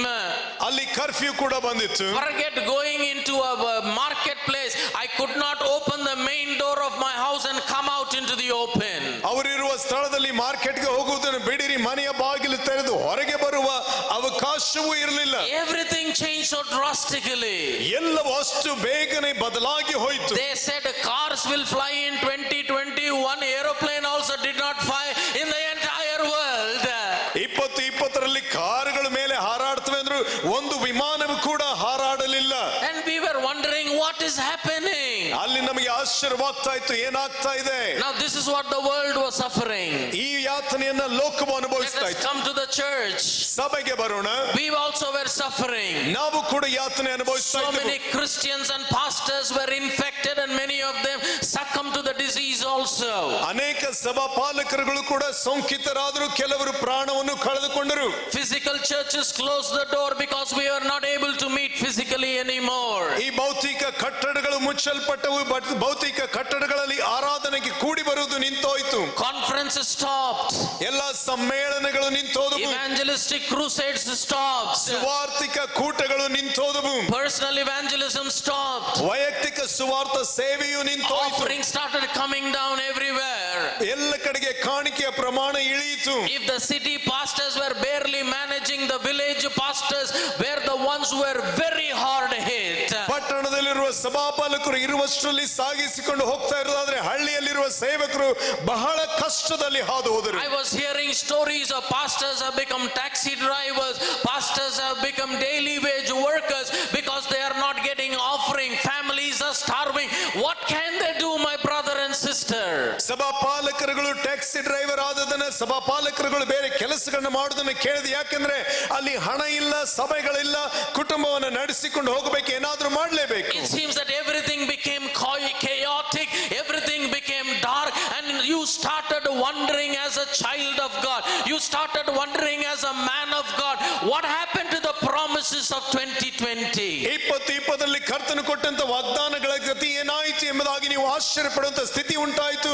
ಎಲ್ಲವೂ ಕತ್ತಲಾಯಿತು, ಎಲ್ಲವೂ ನಿಂತೋದಂತ ಸ್ಥಿತಿಯಲ್ಲಿ ಉಂಟಾಗಿತ್ತು. There was not only solution, there was not even a hope that solution is going to come. ಅಲ್ಲಿ ಪರಿಹಾರ ಇದೆ ಎಂಬ ಲಕ್ಷಣವೂ ಇಲ್ಲ, ಅದರ ನಿರೀಕ್ಷೆಯೂ ಕೂಡ ಇಲ್ಲದಿರುವಂತ ಸ್ಥಿತಿಯಲ್ಲಿತ್ತು. In this situation around, when we were wondering what to do, ಇಂಥ ಒಂದು ಸ್ಥಿತಿ ಸುತ್ತಲಿರುವಾಗ ಏನು ಮಾಡಬೇಕೆಂಬ ಆಶ್ಚರ್ಯದಲ್ಲಿ ಕೂತಿದ್ದರು. the church started praying like never before. ಮುಂಚೆಂದು ಪ್ರಾರ್ಥಿಸದ ರೀತಿಯಲ್ಲಿ ಸಭೆ ಪ್ರಾರ್ಥನೆ ಮಾಡೋದಕ್ಕೆ ಪ್ರಾರಂಭಿಸಿತು. They started Facebook prayer, they started Zoom prayer, they started fasting prayer, and in my heart I was saying, thank God for corona. ಮಕ್ಕಳು ಯಾರ್ಯಾರು ಪ್ರಾರ್ಥನೆಗೆ ಬಂದಿಲ್ಲ ಎಲ್ಲವೂ ಪ್ರಾರ್ಥನೆಗೆ ಬರ್ತಾ ಇದ್ದಾನೆ. ದೇವರ ಮೇಲೆ ಪ್ರೀತಿ ಇಲ್ಲದೆ ಇರಬಹುದು, ಕೊರೋನಾ ಭಯದಿಂದ ಪ್ರಾರ್ಥನೆಗೆ ಬರ್ತಾ ಇದ್ದಾನೆ. ಆಗ ಹೇಳಿದೆ, ಕೆಲವರು ಆ ಸಮಯದಲ್ಲಿ ಹೊಸ ಹೊಸ ಪ್ರಾರ್ಥನೆಗಳು, ಫೇಸ್ಬುಕ್ ಪ್ರಾರ್ಥನೆ, ಝೂಮ್ ಪ್ರಾರ್ಥನೆ, ಉಪವಾಸ ಪ್ರಾರ್ಥನೆ, ಒಂದಲ್ಲ ಒಂದು ರೀತಿ ಪ್ರಾರ್ಥನೆ ಪ್ರಾರಂಭ. I said, Lord, I thank you. Though they don't have desire to pray, but yet because of the fear of corona, they are praying. I was saying, praise the Lord. Cities where pastors were never coming for unity, suddenly they started coming together in unity. ಜೊತೆಲಿ ಪ್ರಾರ್ಥನೆ ಮಾಡೋಣ, ಜೊತೆಲಿ ಪ್ರಾರ್ಥನೆ ಮಾಡೋಣ. ಯಾಕೆ? ದೇವರ ಮೇಲೆ ಪ್ರೀತಿನ ಇರಬಹುದು, ಕೊರೋನಾ ಭಯ ಸ್ವಲ್ಪ ಪಟ್ಟಣಗಳಂತ ಸಭಾಪಾಲಕರು ಜೊತೆ ಬಂದ್ರಿ ಅಂದ್ರೆ ಬರ್ತಾ ಇರಲಿಲ್ಲ. ಈಗ ಜೊತೆಯಾಗಿ ಪ್ರಾರ್ಥನೆ ಮಾಡೋಣ. ಯಾಕೆ? ದೇವರ ಮೇಲೆ ಪ್ರೀತಿನ. Yes, there may be a love for the Lord, but there is more fear of corona than the love of God. But I was watching all of it from a distance, and in my heart I was saying, thank God, at least for this reason they are coming, but let them remain there for a greater reason together. ನಾನು ಅಂದುಕೊಂಡೆ, ಈ ಕಾರಣಕ್ಕಾದ್ರೂ ಅವರು ಜೊತೆಯಾಗಿ ಕೂಡಿ ಬರ್ತಾ ಇದ್ದಾರೆ. ದೇವರಿಗೆ ಸ್ತೋತ್ರ. ಇದೇ ರೀತಿ ಅವರು ಇನ್ನೂ ಸ್ವಲ್ಪ ಕಾಲ ಮುಂದುವರಿಯಬೇಕೆಂಬುದಾಗಿ ನಾನು ಅಪೇಕ್ಷಿಸಿದೆ. Let them come because of fear, but let them stay because of the love of God. Let them stay because of the vision of God. Let them stay because that is the command of the Almighty God. ಅವರು ಭಯದಿಂದ ಬಂದಿರಬಹುದು, ಆದರೆ ದರ್ಶನದ ನಿಮಿತ್ತವಾಗಿ, ದೇವರ ಆಜ್ಞೆ ನಿಮಿತ್ತವಾಗಿ, ದೇವರ ಕಾರ್ಯದ ನಿಮಿತ್ತವಾಗಿ ಅಲ್ಲಿಯೇ ಉಳಿದುಕೊಳ್ಳಬೇಕಾಗಿ ನಾನು ಪ್ರಾರ್ಥಿಸಿದೆ. I was part of the prayer in my church. I was a part of the prayer in my city. I was a part of a united prayer in my country. I was part of a prayer globally. Everybody praying, Corona hogu, Corona hogu, Corona hogu. The more they prayed, the more Corona increased. ನಾನು ನಮ್ಮ ಸಭೆಯ ಪ್ರಾರ್ಥನೆ ಭಾಗವಾಗಿದೆ, ಪಟ್ಟಣದ ಪ್ರಾರ್ಥನೆ ಭಾಗ, ದೇಶದ ಪ್ರಾರ್ಥನೆಯ ಭಾಗ, ವಿಶ್ವದಾದ್ಯಂತ ಅನೇಕ ಪ್ರಾರ್ಥನೆ ಗುಂಪುಗಳ ಭಾಗವಾಗಿ ನಾನು ಪ್ರಾರ್ಥನೆ ಮಾಡ್ತಾ ಇದ್ದೆ. ಎಲ್ಲರೂ ಹೇಳ್ತಾ ಇದ್ರು, ಗೋ ಕೊರೋನಾ ಗೋ ಎಂಬುದಾಗಿ. But Corona only increased. ಅವರು ಪ್ರಾರ್ಥನೆ ಮಾಡಿ ಹೋಗು ಅಂದಷ್ಟು ಅದು ಹೆಚ್ಚಾಯಿತು. Then I saw a change in the trend of the prayer. ನಂತರ ಪ್ರಾರ್ಥನೆಯ ವಿಧಾನಗಳಲ್ಲಿ ಬದಲಾವಣೆಯನ್ನು ನೋಡಿದೆ. Now suddenly everybody settled into repentance prayer. ಆಗ ಎಲ್ಲರೂ ಪಶ್ಚಾತ್ತಾಪದ ಪ್ರಾರ್ಥನೆಯಲ್ಲಿ ಸೇರಿದರು. Yeah, they said we need to repent. That is why, because we are not repenting, prayer is not being answered. ಅವ್ರು ಹೇಳ್ತಾ ಇದ್ರು, ನಾವು ಪಶ್ಚಾತ್ತಾಪ ಪಡೆದ ಕಾರಣ ಪ್ರಾರ್ಥನೆಗೆ ಉತ್ತರ ಸಿಗ್ತಾ ಇಲ್ಲ. I believe in it. ಅಲ್ಲಿ ನಿಂತುಕೊಂಡ್ರು. I believe that. ಅದನ್ನು ನಂಬುತ್ತೇನೆ. I believe we need to repent. ನೀವು ಪಶ್ಚಾತ್ತಾಪ ಪಡಬೇಕೆಂಬುದನ್ನು ನಾನು ನಂಬುತ್ತೇನೆ. Absolutely, I believe it. ಅದನ್ನು ಸಂಪೂರ್ಣವಾಗಿ ನಂಬುತ್ತೇನೆ. But no doctrine in the Bible should be overstated. ನಾವು ಸತ್ಯವೇದದ ಯಾವುದೇ ತತ್ವವನ್ನು ಅತಿ ಹೆಚ್ಚಾಗಿ ನಾವು ವಿಶ್ಲೇಷಿಸಬಾರದು. Every doctrine is like salt in our cooking. ಎಲ್ಲ ತತ್ವಗಳು ನಮ್ಮ ಅಡುಗೆಗೆ ಬೇಕಾದ ಉಪ್ಪಿನ ಪ್ರಮಾಣದಲ್ಲಿ ಇರಬೇಕು. Even if I give you a biryani without salt, you won't enjoy. ಆ ಉಪ್ಪಿಲ್ಲದೆ ಊಟ ಕೊಟ್ರೆ ಅದಕ್ಕೆ ನಿಮಗೆ ರುಚಿ ಬರುವುದಿಲ್ಲ. Everyone will say ಉಪ್ಪು ಬೇಕು, ಉಪ್ಪು ಬೇಕು, ಉಪ್ಪು ಬೇಕು. Everybody will start yelling and saying, I need salt, I need salt. I give you a spoon of salt. ಆಗ ಒಂದು ಚಮಚ ನಿಮಗೆ ಉಪ್ಪು ಕೊಡುವುದಾದ್ರೆ, now you will say, aha, ruchi ruchi ruchi ruchi. Now you will feel the taste and you will enjoy the food. But in the place of one spoon, I give you one garante tumba uppu. Instead of one spoon, if I serve one whole bowl of salt, your biryani you cannot eat. ನಿಮ್ಮ ಬಿರಿಯಾನಿ ನೀವು ತಿನ್ನಲಿಕ್ಕೆ ಆಗುವುದಿಲ್ಲ. The same way, ಅದೇ ರೀತಿ every doctrine has its rightful place in the Bible. ಸತ್ಯವೇದದ ಪ್ರತಿಯೊಂದು ತತ್ವಕ್ಕೂ ನಿಯಮಕ್ಕೂ ಅದರದೇ ಆದಂತ ಪ್ರಮಾಣದಲ್ಲಿ ಸ್ಥಾನವಿದೆ. We should neither remove it not overdo it. ಅದನ್ನು ನಾವು ತೆಗೆದು ಹಾಕಬಾರದು, ಅದನ್ನು ಅತಿ ಹೆಚ್ಚಾಗಿ ಮಾಡಬಾರದು. Hallelujah. Hallelujah. ಎಚ್ಚರಿಕೆಯಿರುವವರೆಲ್ಲರೂ ಜೋರಾಗಿ hallelujah. Wonderful. And then the Bible, and then as I'm watching the prayer, ಆ ಪ್ರಾರ್ಥನೆಯನ್ನು ನಾನು ಗಮನಿಸ್ತಾ ಇದ್ದಂತೆ, repentance and repentance and repentance. ಪಶ್ಚಾತ್ತಾಪ ಪಶ್ಚಾತ್ತಾಪ ಪಶ್ಚಾತ್ತಾಪ. I am sure you also must have done that. ನಿಮ್ಮಲ್ಲಿ ನೀವು ಮಾಡಿರಬಹುದು, ನನಗೆ ನಂಬಿಕೆ ಇದೆ. We repented for our sin. ನಮ್ಮ ಪಾಪಕ್ಕಾಗಿ ಪಶ್ಚಾತ್ತಾಪ We ಪಟ್ಟೆವು. repented for our father's sin. ನಮ್ಮ ತಂದೆಯ ಪಾಪಕ್ಕೂ We ಪಶ್ಚಾತ್ತಾಪ ಪಟ್ಟೆವು. repented for our grandfather's sin. ನಮ್ಮ ಅಜ್ಜನ ಪಾಪಕ್ಕೂ ಪಶ್ಚಾತ್ತಾಪ ಪಟ್ಟೆವು. Yes or no? ಹೌದು ಇಲ್ರಿ? We did repent for the generation sins. ಅನೇಕ ಸಂತಾನಗಳ ಪಾಪಗಳಿಗಾಗಿ ಪಶ್ಚಾತ್ತಾಪ Then we ಪಟ್ಟೆವು. repented for our sin of our sons. ನಮ್ಮ ಮಕ್ಕಳ ಪಾಪಕ್ಕಾಗಿ ಪಶ್ಚಾತ್ತಾಪ Then I ಪಟ್ಟೆವು. repented for my sin of my grandson who's still not born. ಹುಟ್ಟದೇ ಇರುವಂತ ನನ್ನ ಮೊಮ್ಮಗನಿಗಾಗಿಯೂ ನಾನು ಪಶ್ಚಾತ್ತಾಪ ಪಟ್ಟೆ. The more I repented, the more corona increased. ನಾನು ಹೆಚ್ಚು ಪಶ್ಚಾತ್ತಾಪ ಪಟ್ಟಷ್ಟು ಕೊರೋನಾ ಅಷ್ಟು ಹೆಚ್ಚಾಯಿತು. So is prayer wrong? ಪ್ರಾರ್ಥನೆ ತಪ್ಪಾಯ್ತಾ? No, it can never be. ಅದು ತಪ್ಪಾಗಲಿಕ್ಕೆ ಸಾಧ್ಯವೇ ಇಲ್ಲ. But maybe the way we as a church are praying, we need to go to the master of master, the king of kings, the lord of lords, and ask him, Swami, ನಮಗೆ ಗೊತ್ತಿದ್ದೆಲ್ಲ ಮಾಡಿಬಿಟ್ವಿ, ಸ್ವಲ್ಪ ನೀವು ಹೇಳ್ಕೊಡ್ತೀರಾ? ನಾವು ಮಾಡುವ ವಿಧಾನದಲ್ಲೇನೋ ವ್ಯತ್ಯಾಸವಾಗಿರಬಹುದು. ಆ ಕಾರಣ ರಾಜಾದಿರಾಜನು ಅರಸನು ಇವೆಲ್ಲವುಗಳಿಗೆ ಯಜಮಾನನು ಗುರುವಾಗಿ ಇರುವ ಆತನ ಬಳಿಗೆ ಹೋಗಿ ಆತನಿಗೆ ಹೇಳಬೇಕು, all that we could do we knew we did, can you teach us something that we should do? The globe attack against against us is not a small attack. We realize that it is global. There was no sign of hope, no sign of a solution. But in the midst of all this, the church can never be the victim of any attack of the devil. ಆ ಒಂದು ಉಂಟಾದ ದಾಳಿಯು ಚಿಕ್ಕದಲ್ಲ, ವಿಶ್ವದಾದ್ಯಂತ ಬಹಳ ಪ್ರಮಾಣದಲ್ಲಿ ದೊಡ್ಡ ಗಾತ್ರದಲ್ಲಿ ಎದುರಾಯಿತು. ಆದ್ರೂ ಕೂಡ ಆ ಒಂದು ದಾಳಿಗೆ ಒಳಗಾಗುವಂತದ್ದು ಸಭೆಯಾಗಿರಬಾರದು. So I went to the word of God. ನಾನು ದೇವರ ವಾಕ್ಯ ಕಡೆಗೆ ನೋಡಿದೆ. I went to the Bible and I said, Lord, teach me, what do you want me to learn from you? ನಿನ್ನಿಂದ ನಾನು ಏನು ಕಲಿಯಬೇಕು ನನಗೆ ಕಲಿಸು ಎಂಬುದಾಗಿ ದೇವರ ವಾಕ್ಯದಲ್ಲಿ ಹುಡುಕೋದಕ್ಕೆ ಪ್ರಾರಂಭಿಸಿದೆ. And thanks to this corona, thanks to the shutdown, suddenly we have too much time in our hands. ಈ ಒಂದು ಕೊರೋನಾಗಾಗಿ ದೇವರಿಗೆ ಸ್ತೋತ್ರ, ಎಲ್ಲ ಲಾಕ್ಡೌನ್ ಗಾಗಿ ಸ್ತೋತ್ರ. ಈಗ ನಮ್ಮ ಹತ್ತಿರ ಬಹಳ ಸಮಯ ಉಳಿಯಿತು. So I went to the word of God. ದೇವರ ವಾಕ್ಯದ ಕಡೆಗೆ ಹೋದೆ. And God started speaking into my life. ದೇವರು ನನ್ನ ಜೀವಿತದಲ್ಲಿ ಮಾತನಾಡಲಿಕ್ಕೆ ಪ್ರಾರಂಭಿಸಿದರು. I tell you, my brother and my sister, ನನ್ನ ಪ್ರಿಯ ಸಹೋದರ ಸಹೋದರಿ ಕೇಳು. let us stay together for these 3 days. ಈ 3 ದಿನಗಳಲ್ಲಿ ಜೊತೆಯಾಗಿ ನಿಂತುಕೊಳ್ಳೋಣ. What is going to come out is not a revived you alone, not a strengthened you alone, but what is going to come out if you and I are going to listen to the word of God and say yes to the word of God, the Christian history of North Karnataka shall change. ಈ 3 ದಿನಗಳಲ್ಲಿ ಬರುವಂತ ಸಂಗತಿಯು ನಿನ್ನನ್ನಷ್ಟೇ ಅಲ್ಲ, ಆ ವಾಕ್ಯವು ನಿನ್ನನ್ನು ನಿನ್ನ ಉತ್ತರ ಕರ್ನಾಟಕದ ಕ್ರಿಸ್ತಿಯ ಇತಿಹಾಸವನ್ನೇ ಬದಲಾಯಿಸಲಿಕ್ಕಿದೆ. I am not saying that the attack was a small one. ಎದುರಾದ ದಾಳಿ ಚಿಕ್ಕದೆಂಬುದಾಗಿ ನಾನು ಹೇಳ್ತಾ ಇಲ್ಲ. It is unprecedented, one of the most biggest attack against the humanity in recent history. ಈ ಒಂದು ಸ್ವಲ್ಪ ದಿನಗಳ ಹಿಂದೆ ಉಂಟಾದಂತ ಇತಿಹಾಸದಲ್ಲಿ ಮನುಷ್ಯ ಕುಲದ ಮೇಲೆ ಹೆಚ್ಚಾಗಿ ಉಂಟಾದಂತ ದಾಳಿ ಇದಾಗಿದೆ. Never before mankind was so strongly affected, whether it was the death and the disease or the economic meltdown. Everything was very real, but in the midst of this, it is only the church which is the hope of the dying world. ಈ ಒಂದು ಮರಣವನ್ನು ಅನುಭವಿಸುವಂತ ಆರ್ಥಿಕ ಒಂದು ಕುಸಿತವನ್ನು ಅನುಭವಿಸುವಂತ ಎಲ್ಲಾ ಸ್ಥಿತಿಗಳ ಮಧ್ಯದಲ್ಲಿಯೂ ಸಭೆಯೇ ನಿರೀಕ್ಷೆಯ ಕೇಂದ್ರವಾಗಿದೆ. You and I are not part of the darkness. You and I are the light of this world. That means when there is darkness, light assumes a greater significance and greater importance, especially when the darkness is very great outside. ನೀವು ನಾವು ಕತ್ತಲೆಯ ಭಾಗವಲ್ಲ, ನಾವು ಬೆಳಕಿನ ಭಾಗವಾಗಿರುವ ಕಾರಣ ವಿಶೇಷವಾಗಿ ಹೊರಗೆ ಕತ್ತಲೆ ಹೆಚ್ಚಾಗುವಾಗ ಬೆಳಕಿನ ಒಂದು ಅಮೂಲ್ಯತೆ ಪ್ರಾಧಾನ್ಯತೆ ಹೆಚ್ಚಾಗ್ತದೆ. ಆ ಒಂದು ಗಮ್ಯತೆಯೇ ಅಲ್ಲಿ ಕೆಲಸಕ್ಕೆ ಬರ್ತದೆ. So the Lord Jesus Christ took my attention to a very familiar scripture, and that is found in Luke chapter 22 verse 31 and 32, please. ಆಗ ಪ್ರಾರ್ಥಿಸುವಾಗ ಕರ್ತನು ಸಾಮಾನ್ಯವಾಗಿ ನಾವು ಓದುವ ಅದೇ ವಾಕ್ಯಕ್ಕೆ ಕರ್ತ ನಡೆಸಿದ ಲೂಕ 22ನೇ ಅಧ್ಯಾಯ 30-31ನೇ ವಾಕ್ಯ.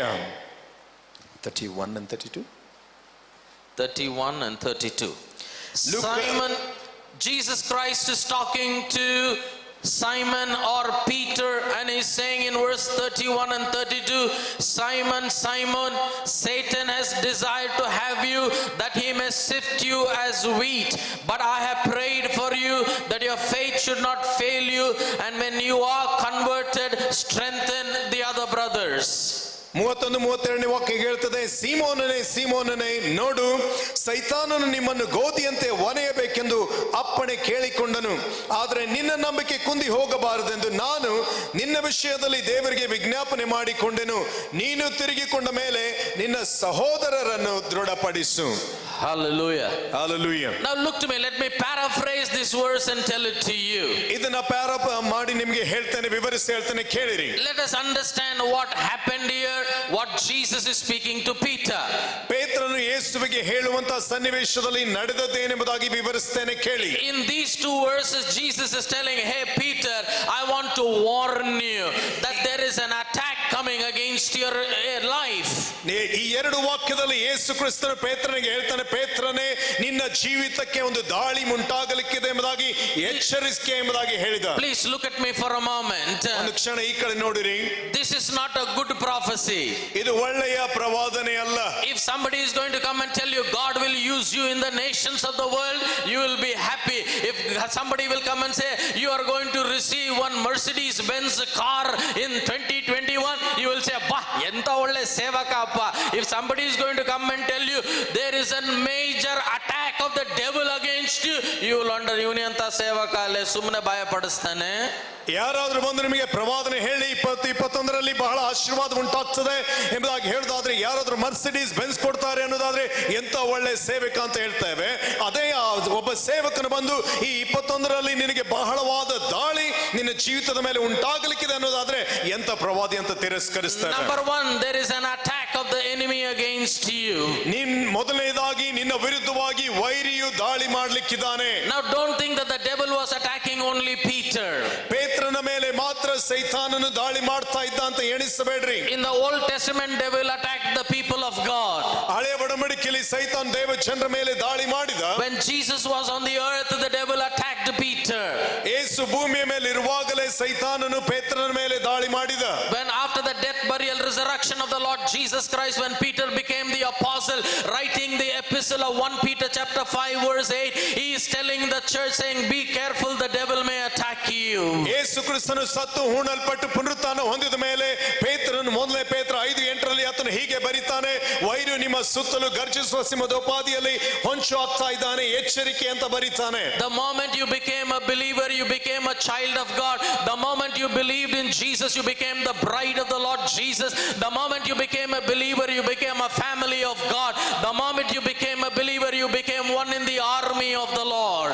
ನೀವು ವಿಶ್ವಾಸಿಯಾದ ತಕ್ಷಣವೇ ನೀವು ಕರ್ತನ ಮಗುವಾದ್ರಿ, ನೀವು ವಿಶ್ವಾಸಿಯಾದ ತಕ್ಷಣವೇ ಕರ್ತನ ಕುಟುಂಬವಾದ್ರಿ, ನೀವು ವಿಶ್ವಾಸಿಯಾದ ತಕ್ಷಣವೇ ಕರ್ತನ ಸೈನ್ಯದ ಭಾಗವಾಗಿಯೂ ನೀವು ಆದಿರಿ. You did not become one in the army by your own choice, by answering an altar call.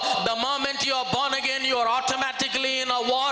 If you are in a war, there is an enemy, and that enemy knows no mercy, and that is the devil, and the devil will want to attack you because you carry the destiny of God upon your life. ನೀವು ಹೊರಟ ಕರೆಗೆ ಕರೆ ಕೊಟ್ಟು ಕಿವಿಗೊಟ್ಟು ಮೇಲೆ ಬಂದ ತಕ್ಷಣ ನೀವು ಸೈನ್ಯದಲ್ಲಿ ಸೇರಿಕೊಳ್ಳಿಲ್ಲ. ನೀವು ತಿರುಗಿ ಹುಟ್ಟಿದ ತಕ್ಷಣವೇ ಸೈತಾನ್ ನಿಮ್ಮ ಮೇಲೆ ದಾಳಿ ಮಾಡೋದಕ್ಕೆ ಆತನು ಸಿದ್ಧನಾಗಿ ನಿಂತುಕೊಂಡ ಕಾರಣ ನಿಮ್ಮ ಮೇಲೆ ಆ ಸೈನಿಕನೆಂಬ ಭಾವ ಬಂತು.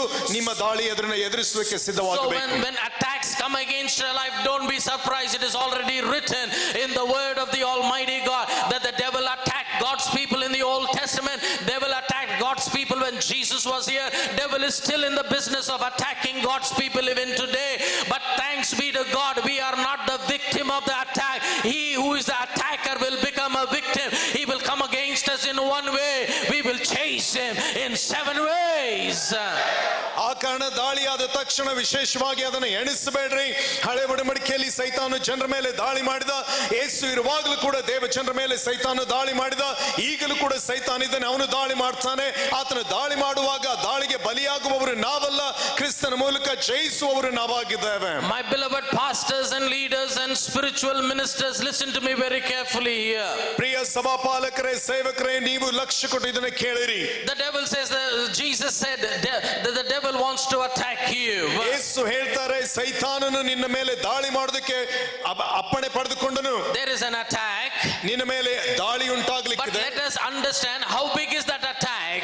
ಈ ಒಂದು ದಾಳಿ ಎಷ್ಟು ದೊಡ್ಡದಾಗಿರ್ತದೆ ಎಂಬುದಾಗಿ ಗಮನಿಸಬೇಕು. You know, when you read Ephesians chapter 6 verse 12, ಎಫೆಸ 6:12 ನೀವು ಓದುವಾಗ we will not read that, but let us recollect that. ಅದನ್ನು ಈಗ ಓದುವುದಿಲ್ಲ, ಜ್ಞಾಪಕ ಮಾಡಿಕೊಳ್ಳೋಣ.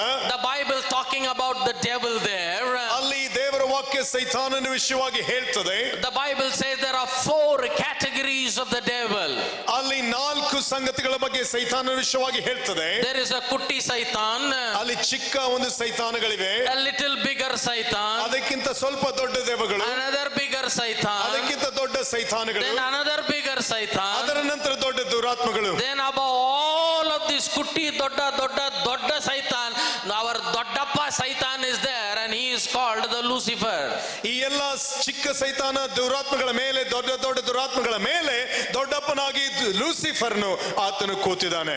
If you remember the book of Daniel, ದಾನಿಯಲ್ನ ಪುಸ್ತಕ ನಿಮಗೆ ನೆನಪಾದ್ರೆ, I am not reading because they told me ಬೀದರಲ್ಲಿ ಕ್ರೈಸ್ತವರು ಅನೇಕ ವರ್ಷಗಳಿಂದ ಕ್ರೈಸ್ತರ ಇದ್ದಾರೆ, ನಿಮಗೆ ಗೊತ್ತೈತೆ ಅಂತ ಹೇಳಿ ಬೈಬಲ್ ತಿರುಗಿಸ್ತಾ ಇಲ್ಲ ನಾನು.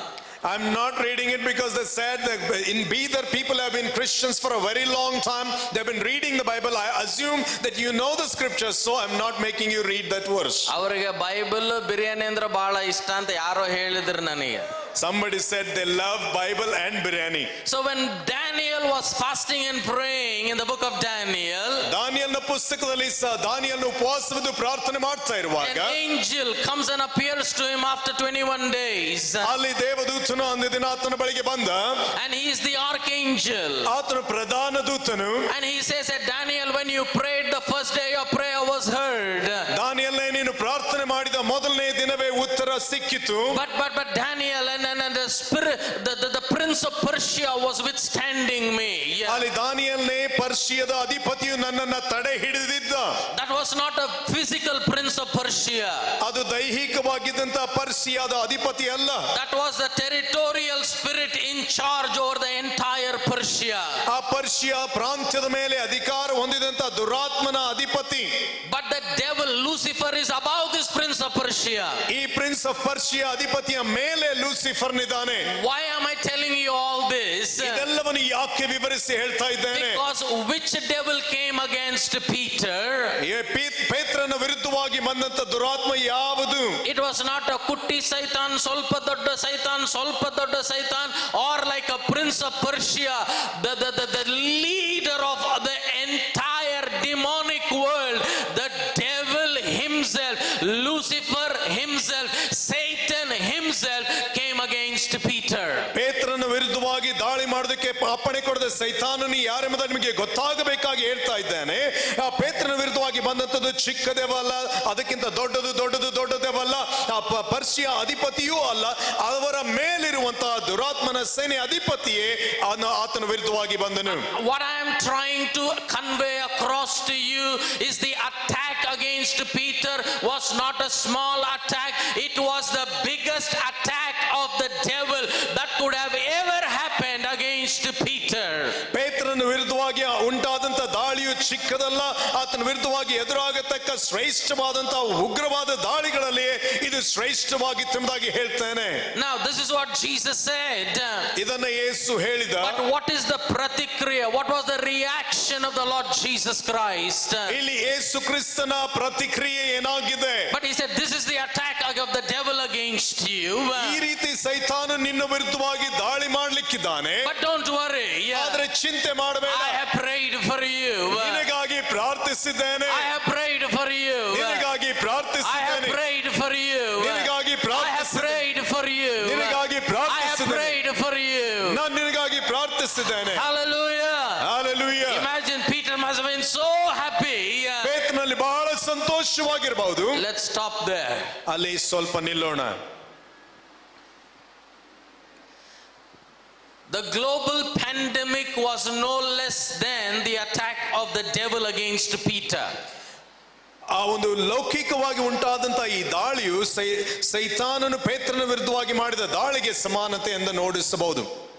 Like Jesus prayed, we also prayed. ಯೇಸು ಪ್ರಾರ್ಥಿಸಿದಂತೆ ನಾವು ಪ್ರಾರ್ಥಿಸಬೇಕು. Amen. Amen. Do you agree? ನನ್ನ ಜೊತೆಯಲ್ಲಿ ಒಪ್ಪಿಕೊಳ್ತೀರಾ? ಒಪ್ಪಿಕೊಂಡ್ರೆ ಜೋರಾಗಿ ಆಮೇಲೆ ಹೇಳ್ರಿ. We all have prayed. ನಾವೆಲ್ಲರೂ ಪ್ರಾರ್ಥಿಸಿದ್ದೇವೆ. But now, ಈಗ if Jesus Christ had come into one of our prayer meeting, ನಮ್ಮ ಪ್ರಾರ್ಥನೆ ಕೂಟಗಳಲ್ಲಿ ಒಂದು ಕೂಟದಲ್ಲಿ ಯೇಸು ಕ್ರಿಸ್ತನು ತಾನೇ ಬಂದದ್ದಾದರೆ, and we saw ಯೇಸು ಬಂದರಪ್ಪ ದೇವರಿಗೆ ಸ್ತೋತ್ರ, we would have seen him and said, oh Jesus come, praise be to God. Please lead in prayer. ಅವರಿಗೆ ಹೇಳ್ತಿದ್ದು ಪ್ರಾರ್ಥನೆಯಲ್ಲಿ ನಡೆಸಿರಿ. We have been praying. What have we been praying? ನಾವು ಪ್ರಾರ್ಥನೆ ಮಾಡ್ತಾ ಇದ್ದೆವು. ಏನನ್ನ ಪ್ರಾರ್ಥನೆ ಮಾಡ್ತಾ ಇದ್ದೆವು? ಕೊರೋನಾ ಹೋಗು, ಕೊರೋನಾ ಗೋ, ಆಮೇಲೆ ಪಶ್ಚಾತ್ತಾಪ, and then repentance ನಮಗಾಗಿ, for us, ಮಾಡಿರುವ ಪಾಪ, ಮಾಡ್ಲಿಲ್ದಿರುವ ಪಾಪ, ಮಾಡೋ ಮುಂಚೆ ಪಾಪಕ್ಕ ಕೂಡ full repentance, ಖಲಾಸ್, we have repented. We were praying for repenting for the sins that we have committed, not committed, and we were about to commit. For everything we were repenting. But now Jesus comes. ಆದ್ರೆ ಈಗ ಯೇಸು ಬರ್ತಾರೆ. ಎಲ್ಲ ಕೂತ್ಕೊಳ್ಳಿ. Sit quietly. Good prayer. ಒಳ್ಳೆ ಪ್ರಾರ್ಥನೆ, ಕೂತ್ಕೊಳ್ರಿ. But Jesus would have prayed for only one thing, what he prayed for Peter. ಪೇತ್ರನಿಗಾಗಿ ಪ್ರಾರ್ಥಿಸಿದ ಒಂದೇ ಪ್ರಾರ್ಥನೆಯನ್ನ ಯೇಸು ಪ್ರಾರ್ಥಿಸ್ತಾ ಇದ್ದ. He prayed for the faith of Peter. ಪೇತ್ರನ ನಂಬಿಕೆಗೋಸ್ಕರ ಪ್ರಾರ್ಥಿಸಿದ. You are not excited because this is not a deep revelation. ಇದು ಆಳವಾದ ಪ್ರಕಟಣೆ ಅಲ್ಲ ಅಂತ ನಿಮಗೆ ಉತ್ಸಾಹ ಉಂಟಾಗ್ತಾ ಇಲ್ಲ. ಇದು ಇವಾಗ ಮಧ್ಯಾಹ್ನ ಊಟಕ್ಕೆ ಅನ್ನ ಸಾರು ಹಾಕಿದ್ರೆ ಹೆಂಗಿರ್ತದೆ ಹಂಗೈತೆ ನಿಮ್ ಪ್ರತಿಕ್ರಿಯೆ. ತಟ್ಟಾಗ ಅನ್ನ ಸಾರು ಬಿದ್ರೆ ಹೆಂಗೆ ಇರ್ತೀರಿ ನೀವು ಅಲ್ಲಿ? ಬಿರಿಯಾನಿ ಬಿದ್ರೆ ಹೆಂಗಿರ್ತೀರಿ? ಬಾ ಏನ್ ಕಾನ್ಫರೆನ್ಸ್ ಮೊದಲನೇ ದಿನನೇ ಹಾಕ್ಬಿಟ್ಟಾರೆ. ಯಾರಪ್ಪ ಇವರು ಒಳ್ಳೆಯವರು? Because Jesus prayed for faith, we think ಇದೇನ್ ದೊಡ್ಡ ವ್ಯತ್ಯಾಸ, ನಮಗೆ ಗೊತ್ತಲ್ಲ ಇದು ಮುಂಚೆಯಿಂದಲೇ. ಯೇಸು ನಂಬಿಕೆಗೋಸ್ಕರ ಪ್ರಾರ್ಥಿಸಿದ ಕಾರಣ we say what big thing in this, we all know we need to pray for faith. Just let us understand a little more the word of God here. ಇಲ್ಲಿ ವಾಕ್ಯವನ್ನು ಇನ್ನೂ ಸ್ವಲ್ಪ ಅರ್ಥ ಮಾಡಿಕೊಳ್ಳೋಣ. When God speaks to me, I will hold on to that verse. ದೇವರು ನನ್ನೊಟ್ಟಿಗೆ ಮಾತನಾಡುವಾಗ ಆ ವಾಕ್ಯವನ್ನು ನಾನು ಗಟ್ಟಿಯಾಗಿ ಹಿಡಿದುಕೊಳ್ತೇನೆ. I try to understand the scripture here. ಇಲ್ಲಿ ವಾಕ್ಯವನ್ನು ಅರ್ಥ ಮಾಡಿಕೊಳ್ಳೋದಕ್ಕೆ ನಾನು ಪ್ರಯತ್ನ ಮಾಡ್ತೇನೆ. I said to the biggest attack of the devil against Peter, Jesus prayed for only one thing, and that is the faith of Peter. That means I understand, however small, however big the attack can be, all that I need in my life is a strong faith, and that faith is enough to overcome any and every attack of the devil in my life. ಇಲ್ಲಿ ಪೇತ್ರನ ಜೀವಿತದಲ್ಲಿ ಅತಿ ದೊಡ್ಡದಾದ ದಾಳಿಯನ್ನು ಅವನು ಎದುರಿಸುವಾಗಲೂ ಯೇಸು ಆತನ ನಂಬಿಕೆಗಾಗಿ ಪ್ರಾರ್ಥಿಸುವುದಾದ್ರೆ ನನಗೆ ಒಂದು ಸಂಗತಿ ಅರ್ಥವಾಗ್ತದೆ, ಚಿಕ್ಕದಾಗಲಿ ದೊಡ್ಡದಾಗಲಿ ಎಲ್ಲಾ ಒಂದು ದಾಳಿಯನ್ನ ಎದುರಿಸಿ ಜಯಿಸುವುದಕ್ಕೆ ಬೇಕಾಗಿರುವಂತದ್ದು ನಂಬಿಕೆಯೇ. ಅದನ್ನ ಹಾಗಾದ್ರೆ ನಾನು ಗಟ್ಟಿಯಾಗಿ ಹಿಡಿದುಕೊಳ್ಳೇಬೇಕು. Only you and I pastors, when the pandemic came, instead of sitting and crying, ಅಯ್ಯೋ ಹೊರಗೆ ಹೋಗಕ್ ಆಗ್ತಾ ಇಲ್ಲ, ಅಯ್ಯೋ ಹಾಡಾಡಕ್ ಆಗ್ತಾ ಇಲ್ಲ, instead forget everything, sit down and build your faith, build your faith, build your faith, build your faith. I tell you, no attack of the enemy can ever stand against the faith of the people of the living God.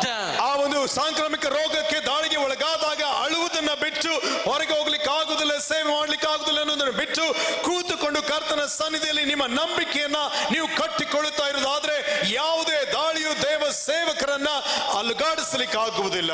Hallelujah. Hallelujah. 1 John chapter 5 verse 4, the Bible says, ಮೊದಲನೇ ಯೋಹಾನ 5ನೇ ಅಧ್ಯಾಯ 4ನೇ ವಾಕ್ಯ ಸತ್ಯವೇದ ಹೇಳ್ತದೆ, it says, "Hey, we who are born of God, we overcome the world." And what is it that overcomes the world? Even our faith. ನಾವು ಕರ್ತನಿಂದ ಜನಿಸಿದವರು, ನಾವು ಲೋಕವನ್ನ ಜಯಿಸುವವರು, ಲೋಕವನ್ನ ಜಯಿಸುವಂತದ್ದು ನಂಬಿಕೆಯೇ ಎಂಬುದಾಗಿ ಹೇಳ್ತದೆ. Hallelujah. Hallelujah. ಜೋರಾಗಿ ಹೇಳ್ರಿ ನನ್ನ ಜೊತೆಯಲ್ಲಿ, hallelujah. The only thing you and I needed to overcome any and every attack of the devil, no matter what your WhatsApp doctor said, no matter what your WhatsApp prophet said, what the Bible says is the ultimate truth. With your faith, we can overcome the biggest attack of the devil, because the Bible says it is our faith that gives the victory. ನಾವು ಎಲ್ಲಾ ದಾಳಿಗಳನ್ನ ಎದುರಿಸುವಾಗಲೂ WhatsApp doctor ಆಗಲಿ, WhatsApp ಪ್ರವಾದಿ ಆಗಲಿ, ಏನೇ ಹೇಳಿದ್ರು, ಲೋಕವು ಏನೇ ಹೇಳಿದ್ರು, ಸತ್ಯವೇದ ಹೇಳುವ ಪ್ರಕಾರವೇ ಲೋಕವನ್ನ ಜಯಿಸುವಂತದ್ದು, ಜಯವನ್ನ ಕೊಡುವಂತದ್ದು ನಿಮ್ಮ ನಂಬಿಕೆಯೇ ಆಗಿದೆ. Our faith brought the salvation into our lives. Our faith brought the Holy Spirit into our lives. By faith we move a mountain. By faith we overcome a mountain. By faith we can overcome any and every attack of the devil. And when I read this, I decided I am not going to do anything. I am only going to look at my faith and make sure my faith is strong enough. ಯಾವುದೇ ದಾಳಿಗಳು ಎದುರಾಗುವಾಗಲೂ ನಮ್ಮ ಎಲ್ಲಾ ಸಂಗತಿಗಳನ್ನ ಜಯಿಸುವಂತೆ ಮಾಡುವಂತದ್ದು ನಂಬಿಕೆಯಾಗಿದೆ. ನಂಬುವುದರಿಂದ ರಕ್ಷಣೆ ಹೊಂದಿದೆವು, ನಂಬಿಕೆಯಿಂದಲೇ ಪವಿತ್ರಾತ್ಮನ ಪಡೆದುಕೊಂಡೆವು, ನಂಬಿಕೆಯಿಂದಲೇ ನಾವು ಬಿಡುಗಡೆಯನ್ನ ಎಲ್ಲವನ್ನ ಜಯಿಸುವ ಕಾರಣ ನಾನು ಯಾವುದನ್ನು ಮಾಡದೆ ನಂಬಿಕೆಯನ್ನ ಬೆಳೆಸಿಕೊಳ್ಳುವ ಕೆಲಸವನ್ನೇ ಮಾಡ್ತಾ ಗಟ್ಟಿಯಾಗಿ ನಿಂತುಕೊಳ್ತೇನೆ. Hallelujah. If you will ask me, what did you do during lockdown? Built my faith, built my faith, built my faith, built my faith, built my faith. ನೀವು ಲಾಕ್ಡೌನ್ ಸಮಯದಲ್ಲಿ ಏನ್ ಮಾಡಿದ್ರಿ ಅಂತ ಕೇಳುವುದಾದ್ರೆ ನಾನು ಹೇಳ್ತೇನೆ, ನಂಬಿಕೆಯನ್ನ ಕಟ್ಟಿಕೊಂಡೆ, ನಂಬಿಕೆಯನ್ನ ಕಟ್ಟಿಕೊಂಡೆ, ನಂಬಿಕೆಯನ್ನ ಕಟ್ಟಿಕೊಂಡೆ. First thing I did is I stopped reading about coronavirus in the WhatsApp. ನಾನು ಮೊದಲನೇ ಸಂಗತಿ ಮಾಡಿದ್ದೇನೆಂದ್ರೆ ವಾಟ್ಸ್ಆಪ್ ನಲ್ಲಿ ಬರುವಂತ ಕೊರೋನಾ ವೈರಸ್ ನ ಸುದ್ದಿಯನ್ನ ಓದುವುದನ್ನು ನಿಲ್ಲಿಸಿದೆ. So much of information about the virus coming from pastors. ಅನೇಕ ಸಭಾಪಾಲಕರಿಂದ ವೈರಾಣುವಿನ ಬಗ್ಗೆ ಅಷ್ಟೊಂದು ವಿವರಗಳು ಬರ್ತಾ ಇತ್ತು. ಆ ವೈರಸ್ಗೆ ಆಶ್ಚರ್ಯ ಆಗ್ಬಿಡ್ತು. That virus only was shocked. ಅಬ್ಬ ನನ್ನ ಬಗ್ಗೆ ನನಗಿನ ಈ ಪಾಸ್ಟರ್ಸ್ಗೆ ಜಾಸ್ತಿ ಜ್ಞಾನ ಆಯ್ತಲ್ಲಪ್ಪ. And it was saying pastors know more about me than myself. ಯಾಕ್ರಿ ನಮಗೆ ಬೈಬಲ್ ಇಟ್ಕೊಂಡು ಓದಿದ್ರೆ ವಿಶ್ವಾಸ ಬರ್ತದೆ ಅಂತ, ಆ ವಿಶ್ವಾಸದಿಂದ ನಮಗೆ ಜಯ ಸಿಗ್ತದೆ. ಅದು ಬಿಟ್ಟು ವೈರಸ್ ಹಿಂಗಂತೆ, ವೈರಸ್ ಹಂಗಂತೆ, ವೈರಸ್ ದೊಡ್ಡಪ್ಪ ಬರ್ತಾನೆ, ಚಿಕ್ಕಪ್ಪ ನಿನಗೆ ಯಾಕಪ್ಪ, ನಮಗೆ ಯಾಕಪ್ಪ, ನಿನಗೆ ಬಂದ್ರೆ ಬರ್ಲಿ, ನನಗೆ ಯಾಕೆ ಕಳಿಸ್ತೀವಿ ಫಾರ್ವರ್ಡ್ ಅದನ್ನ, ಇಟ್ಕ ನಿನ್ನ ರೋಗ ನಿನ್ನ ಹತ್ರನೇ. ಕೊರೋನಾ ರೋಗ ಅಲ್ಲ, ಅವಿಶ್ವಾಸದ ರೋಗ ನಿನ್ನ ಹತ್ರ ಇಟ್ಕೋ ನೀನು.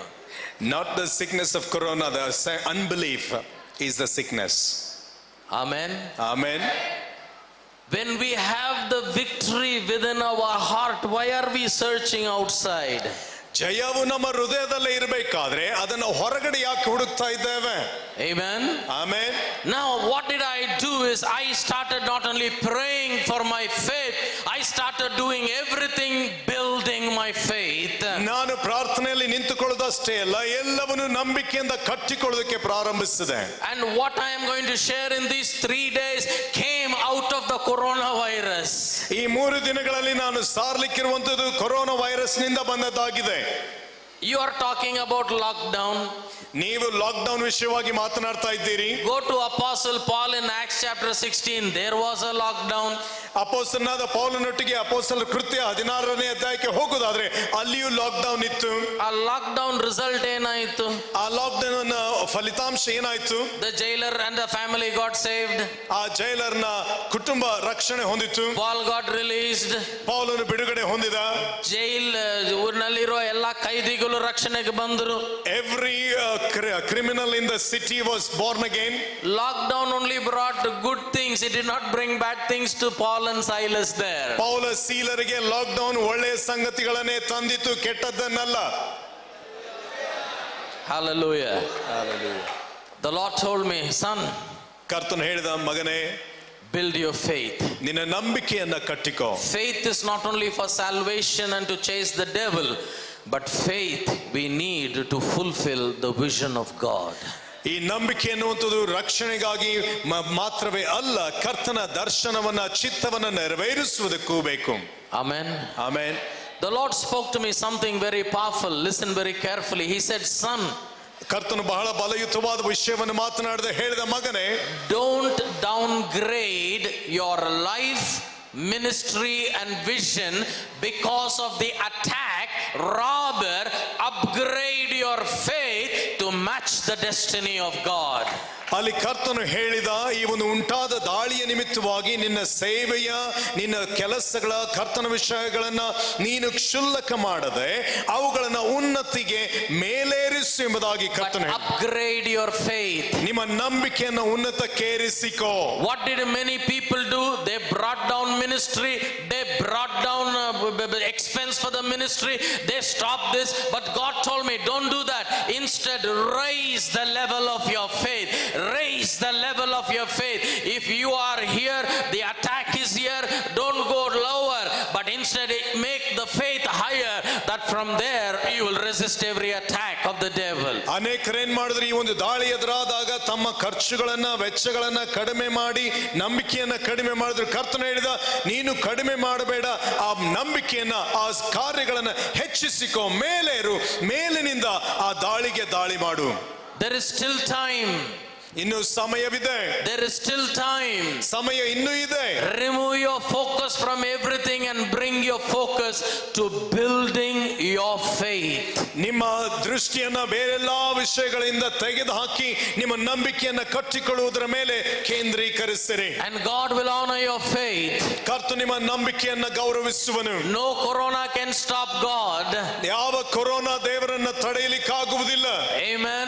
Amen. And as I am taking you to the practical side of this. ಇದರ ಪ್ರಾಯೋಗಿಕ ಭಾಗವನ್ನು ನಿಮಗೆ ಹೇಳ್ತೇನೆ. And I will tell you why we are here in Bidar. ಬೀದರ್ನಲ್ಲಿ ನಾವು ಯಾಕಿದ್ದೇವೆ ಎಂಬುದಾಗಿ ಹೇಳ್ತೇನೆ. Now Sanju was saying that they were sitting there and talking Bidar Madana, Gulbarga Madana. Slowly they added and they made it North Karnataka. ಸಹೋದರ ಸಂಜು ಅವರು ಹೇಳಿದಂತೆ ಬೀದರ್ನಲ್ಲಿ ಮಾಡೋಣ, we will add Gulbarga, and at the end they added whole of North Karnataka to it. Do you know Bidar is called as the crown of North Karnataka? ನಿಮಗೆ ಗೊತ್ತಾ ಉತ್ತರ ಕರ್ನಾಟಕದ ಕಿರೀಟ ಎಂಬುದಾಗಿ ಬೀದರ್ಗೆ ಕರೀತಾರೆ. ಹೌದಾ? ಇಲ್ಲಿ ಬೀದರ್ ಜನರೆಲ್ಲರ ಸಂತೋಷಕ್ಕೆ ಅಲ್ಲಲ್ಲಿ ಹೇಳ್ರಿ. ನಾನು ಕಲ್ತೆ ಹಾವು ನೋಡಿಬೇಕಂತ ಫಸ್ಟ್ ಏಟ್ ತಲೆಗೆ ಹೊಡಿಬೇಕಂತೆ. ಇವಾಗ ಹೇಳ್ರಿ ಸಂತೋಷದಿಂದ ಅಲ್ಲೆಲ್ಲೂಯ. ನೀವಲ್ರಿ ಹಾವುಗಳು, ಆ ಸೈತಾನ ಹಾವು ಹೇಳ್ತಿರೋದು. ಕೆಲವರು ಅವಾಗಲೇ ಸಿಟ್ಟು ಮಾಡ್ಕೊಂಡ್ಬಿಟ್ರು, ನಮ್ಮನ್ನು ಹಾವು ಅಂತ ಹೇಳ್ದ ಅಂತ. ನಿಮ್ಮನ್ನು ಹೇಳಿಲ್ಲ, ಸರಿ ಕೇಳ್ರಿ. ಇಲ್ಲಿ you think God brought us simply to be there, Sanju? God has a plan, man. As you said, he is already ahead of us. ಈಗ ಅವರು ಹೇಳಿದಂತೆ ಕರ್ತನು ನಮಗಿಂತ ಒಂದು ಹೆಜ್ಜೆ ಮುಂದೆಯೇ ಇರ್ತಾನೆ. ತನ್ನ ಯೋಚನೆಯಿಂದಲೇ ನಮ್ಮನ್ನು ಇಲ್ಲಿ ತಂದಿದ್ದಾನೆ. ಈ ಅಭಿಷೇಕ ಇಲ್ಲಿ ಬೀದರ್ ಬಂದ್ರೆ ಕಂಪ್ಲೀಟ್ ನಾರ್ತ್ ಕರ್ನಾಟಕ ಬದಲಾವಣೆ ಆಗಲೇಬೇಕು. If this anointing comes upon Bidar, the whole of North Karnataka has to change. But ನೀವು ಬೀದರ್ ಜನ ಅದನ್ನ ತಿಂದು ಉಂಡು ಹೋಗಿ ಮಲಗಬಾರ್ದು. You Bidar people should not just eat and go and sleep. ಎದ್ದು ಸೇವೆ ಮಾಡಬೇಕು. You should rise and do the ministry. Hallelujah. Hallelujah. ಅವ್ರು ಮಾಡ್ತಿದ್ದಾರೆ ಅವ್ರ ಸೇವೆ, ನಾವು ನಮ್ಮ ಸೇವೆ ಮಾಡೋಣ. In Numbers chapter 13, ಅರಣ್ಯಕಾಂಡದಲ್ಲಿ 13ನೇ ಅಧ್ಯಾಯ. ಎಲ್ಲರೂ ಸಂತೋಷವಾಗಿದ್ದೀರಾ? Very good, very good. ಇದನ್ನ ಇದು ಟ್ರೈಲರ್, ಇನ್ನು ಸಿನಿಮಾ ಸ್ಟಾರ್ಟ್ ಆಗಿಲ್ಲ. पिक्चर अभी शुरू ही नहीं हुआ भाई. Amen. In Numbers chapter 13, let us understand. Don't forget, I am not going out of faith. I will never go out from there. I am there. ನಂಬಿಕೆಯಿಂದ ನಾನು ಹೊರಗೆ ಹೋಗ್ತಾ ಇಲ್ಲ, ಅದು ನೆನಪಿನಲ್ಲಿ ಇಟ್ಟುಕೊಂಡಿರಿ, ಅಲ್ಲಿಯೇ ಇರ್ತೇನೆ. Amen. Amen. Look at me for a moment. ಒಂದು ಕ್ಷಣ ಈ ಕಡೆ ನೋಡಿ. The people of Israel have come out of Egypt.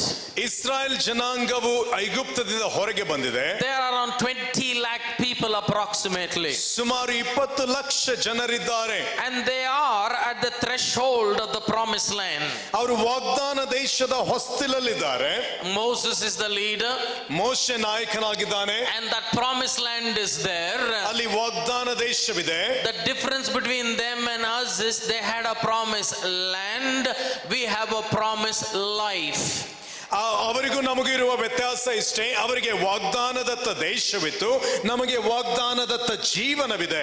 They had a holy land, we have a holy God and a holy life. ಅವರಿಗೆ ಪರಿಶುದ್ಧ ದೇಶವಿತ್ತು, ಭೂಮಿ ಇತ್ತು, ನಮಗೆ ಪರಿಶುದ್ಧನಾದ ದೇವರು, ಪರಿಶುದ್ಧವಾದ ಜೀವಿತವೂ ಇದೆ. We have a holy calling in our lives. ಪರಿಶುದ್ಧವಾದ ಕರ್ತನ ಕರೆ ನಮ್ಮ ಜೀವಿತದಲ್ಲಿದೆ. We are not Old Testament people. ನಾವು ಹಳೆ ಒಡಂಬಡಿಕೆಯ ಜನರಲ್ಲ. ಯಾರಾದ್ರೂ ಬಂದು ಕೊರೋನಾ ಹೋಗ್ಬೇಕಂದ್ರೆ ಯೆರೂಸಲೇಮಿನಲ್ಲಿ ಹೋಗಿ ಪ್ರೇಯರ್ ಮಾಡಿದ್ರಂತ ಏರೋಪ್ಲೇನ್ ಟಿಕೆಟ್ ಕೊಂಡ್ಕೊಂಡು ಹೋಗ್ಬೇಡ್ರಿ, ಯಾವುದು ಆಗಲ್ಲ ಅಲ್ಲಿ. If somebody comes and tells you if you go to Jerusalem and pray corona will go, don't fly to Jerusalem, don't do that, it will not work. There is no spiritual difference whether Bidar or Jerusalem is same. Bidar ಅಥವಾ ಯೆರೂಸಲೇಮ್ ಯಾವುದೇ ಅಲ್ಲಿ ವ್ಯತ್ಯಾಸ ಇರುವುದಿಲ್ಲ.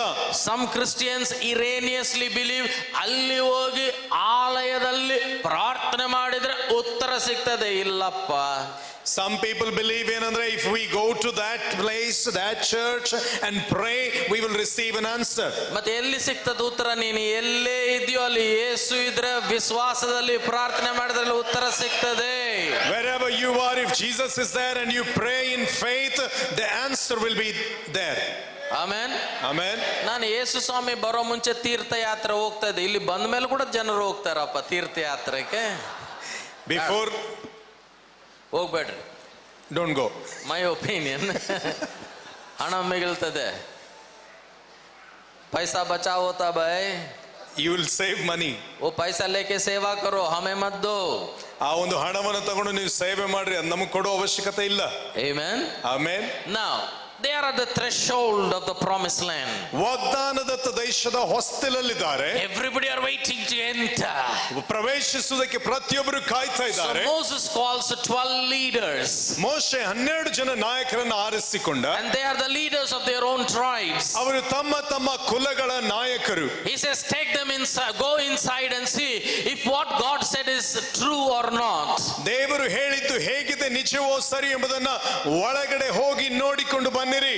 So they go to spy the land for 40 days. ಅವರು 40 ದಿವಸ ಅವು ಗೂಢಚಾರರಾಗಿ ಆ ದೇಶದಲ್ಲಿ ಸಂಚರಿಸ್ತಾರೆ. Now this is also a very familiar scripture. ಇದು ನಮಗೆ ಗೊತ್ತಿರುವ ವಾಕ್ಯ ಭಾಗವೇ. And after 40 days they come back. 40 ದಿನಗಳ ನಂತರ ಅವರು ತಿರುಗಿ ಬರ್ತಾರೆ. They come with a good and a bad report. ಅವರು ಒಳ್ಳೆಯದು ಕೆಟ್ಟದ್ದು ಎರಡೂ ವಾರ್ತೆಯನ್ನು ತರ್ತಾರೆ. When you read Numbers chapter 37 verse 27, 13 verse 27, Aranya Kanda 13:27ನೇ ವಾಕ್ಯ ಓದುವುದಾದರೆ, they told him and said, we came into the land that you send us, it flows with milk and honey, and this is the fruit thereof. ಅವರು ಹೇಳ್ತಾರೆ ಮೋಶೆಗೆ, ನೀನು ನಮ್ಮನ್ನು ಕಳುಹಿಸಿದ ದೇಶಕ್ಕೆ ಹೋದೆವು, ಅದು ಹಾಲು ಜೇನು ಹರಿಯುವ ದೇಶವೇ, ಅಲ್ಲಿನ ಹಣ್ಣುಗಳು ಇಂಥವು. But until that time they are okay. ಇಲ್ಲಿಯವರೆಗೆ ಅವರು ಸರಿಯಾಗಿದ್ದಾರೆ. But number 20 verse 28 says, 28ನೇ ವಾಕ್ಯ ಹೇಳ್ತದೆ, nevertheless the people are very strong in the land, the cities are walled and very great, and moreover we saw the children of Anak there. ಅಲ್ಲಿ ಅವರು ಹೇಳ್ತಾರೆ, ಆದರೆ ಆ ದೇಶದ ನಿವಾಸಿಗಳು ಬಲಿಷ್ಠರು, ಅವರಿರುವ ಪಟ್ಟಣಗಳು ದೊಡ್ಡವಾಗಿಯೂ ಕೋಟೆ ಕೊತ್ತಲುಗಳುಳ್ಳವಾಗಿಯೂ ಅವೇ, ಅದಲ್ಲದೆ ಅಲ್ಲಿ ಉನ್ನತರಾದ ಪುರುಷರನ್ನು ನೋಡಿದೆವು. Amen. Amen. When you read the next work, it talks about Amalekites and the Hivites and the Hittites and the Amorites. ಮುಂದಿನ ವಾಕ್ಯ ಓದುವುದಾದ್ರೆ ಅಲ್ಲಿ ಅಮಾಲೇಕರು, ಜೆಬೂಸಿಯರು, ಹಿತ್ತಿಯರ ಬಗ್ಗೆ ಅಲ್ಲಿ ಮಾತನಾಡ್ತದೆ. But I want to pick one word in verse 28. 28ನೇ ವಾಕ್ಯದಲ್ಲಿ ಒಂದು ಶಬ್ದವನ್ನು ಆರಿಸಿಕೊಳ್ತಾನೆ. In English it says moreover, in Kannada it says adallade. English ನಲ್ಲಿ more over ಅಂತ ಹೇಳುವುದಲ್ಲಿ ಇಷ್ಟೇ ಅಲ್ಲದೆ ಎಂಬುದಾಗಿ, ಕನ್ನಡದಲ್ಲಿ ಆದರೆ ಎಂಬುದಾಗಿ ಉಪಯೋಗಿಸಲ್ಪಡಿದೆ. ಇಷ್ಟೇ ಅಲ್ಲದೆ, Read it again. ಆದರೆ ಅಂತ ಇಂಥವು, ಆದರೆ ಆ ದೇಶದ ನಿವಾಸಿಗಳು ಬಲಿಷ್ಠರು, ಅವರಿರುವ ಪಟ್ಟಣಗಳು ದೊಡ್ಡವಾಗಿಯೂ ಕೋಟೆ ಕೊತ್ತಲುಗಳು ಉಳ್ಳುವಾಗಿಯೂ ಅವೇ, ಅದಲ್ಲದೆ. ಸಿಕ್ಕ ಎಲ್ಲರೂ ಜೋರಾಗಿ ಹೇಳ್ರಿ, ಅದಲ್ಲದೆ. ಸ್ವಲ್ಪ ಜೋರಾಗಿ ಹೇಳ್ಬೇಕು, ಊಟಕ್ಕೆ ಮುಂಚೆ ಹೇಳಿದ್ರೆ ಹೊಟ್ಟೆ ಹಸು ಚೆನ್ನಾಗಿ ಆಗ್ತದೆ. ಜೋರಾಗಿ ಹೇಳ್ರಿ, ಅದಲ್ಲದೆ. I am interested in this, ಅದಲ್ಲದೆ. ಈ ಒಂದು ಶಬ್ದದಲ್ಲಿ ನನಗೆ ಆಸಕ್ತಿ ಉಂಟು. Imagine somebody goes to a doctor very very sick. ಒಬ್ಬ ವ್ಯಕ್ತಿ ವೈದ್ಯನ ಬಳಿಗೆ ಬಹಳ ಅನಾರೋಗ್ಯದಲ್ಲಿ ಹೋಗ್ತಾನೆ. So doctor tests him and says you have jaundice. ಆ ವೈದ್ಯರು ಪರೀಕ್ಷಿಸಿ ಹೇಳ್ತಾರೆ, ನಿನಗೆ ಒಂದು ಜಾಂಡಿಸ್ ಇದೆ. Ayyappa. Then he says you have typhoid. ನಿನಗೆ ಟೈಫಾಯ್ಡ್ ಇದೆ.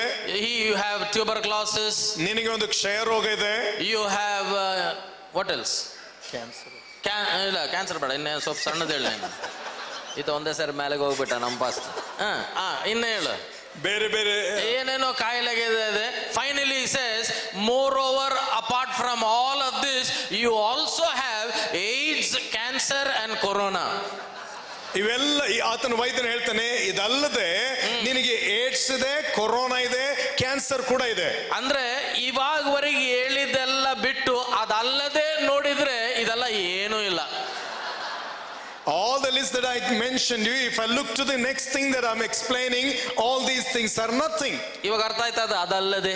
ಅದಲ್ಲದೆ ಅನ್ನೋ ಶಬ್ದದ ಅರ್ಥ ಆಯ್ತಾ? ಈ ಜಾಂಡಿಸ್ಸು, ಟೈಫಾಯ್ಡ್ ಅಲ್ಲ, ಅಮಲಕಿಯರು, ಹಿತ್ತಿಯರು ಇವರೆಲ್ಲ ಈ ಜಾಂಡಿಸ್ ತರ.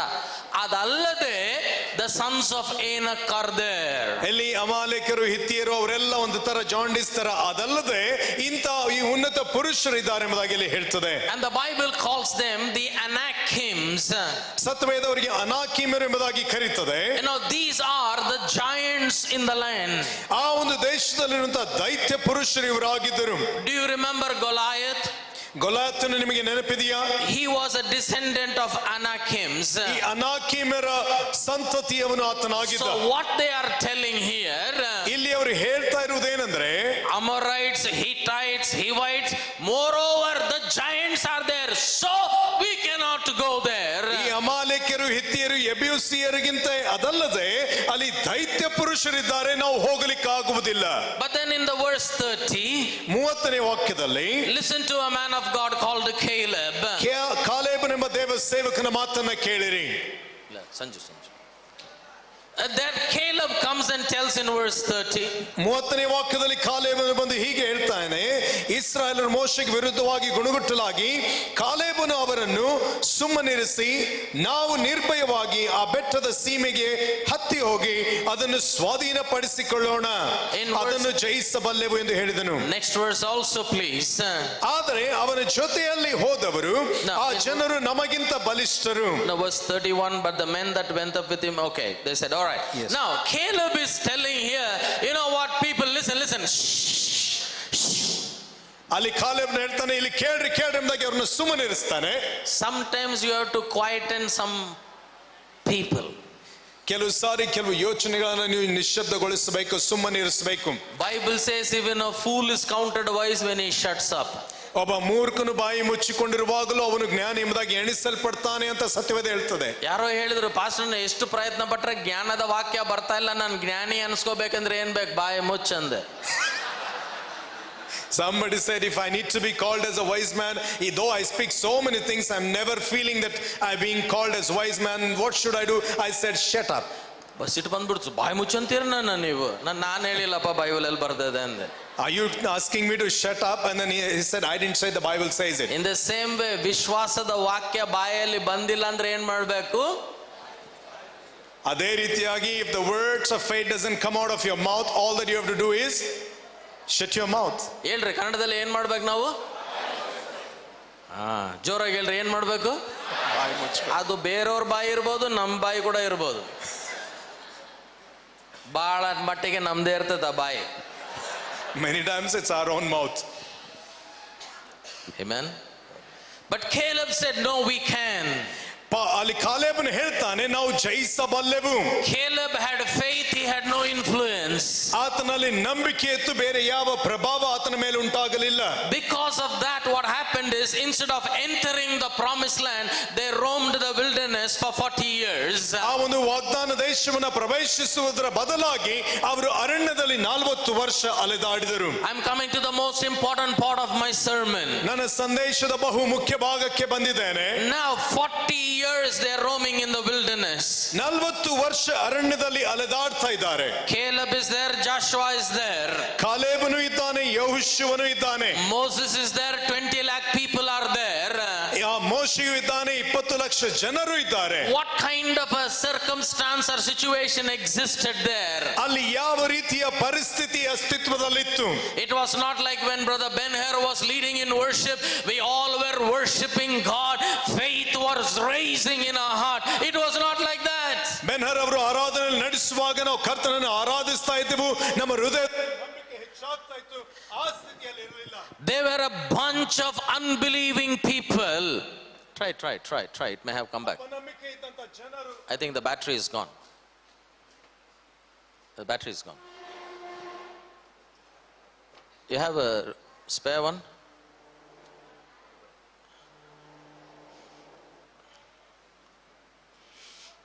ಎಲ್ಲರಿಗೂ ಹೊಗೆ ಬರ್ತಾ ಇದೆಯಾ ವಾಸನೆ? ಅಂದ್ರೆ ಅಡಿಗೆ ಇನ್ನು ಆಗ್ತೈತೆ ಅಂತ ಅರ್ಥ. ಆ ಹೊಗೆ ವಾಸನೆ ಮುಗಿದಾಗ ನಾನು ಸರ್ಮನ್ ಮುಗಿಸ್ತೇನೆ. ಇದು ಜ್ಞಾನಿ ಯೋಚನೆ ಮಾಡ್ಬೇಕು. ಪಾಸ್ಟರ್ ಯಾವಾಗ ಮುಗಿಸ್ತಾರ ಅಲ್ಲಿ ನೋಡ್ರಿ, ಹೊಗೆ ಹೋಯ್ತಾ? ರೈಟ್.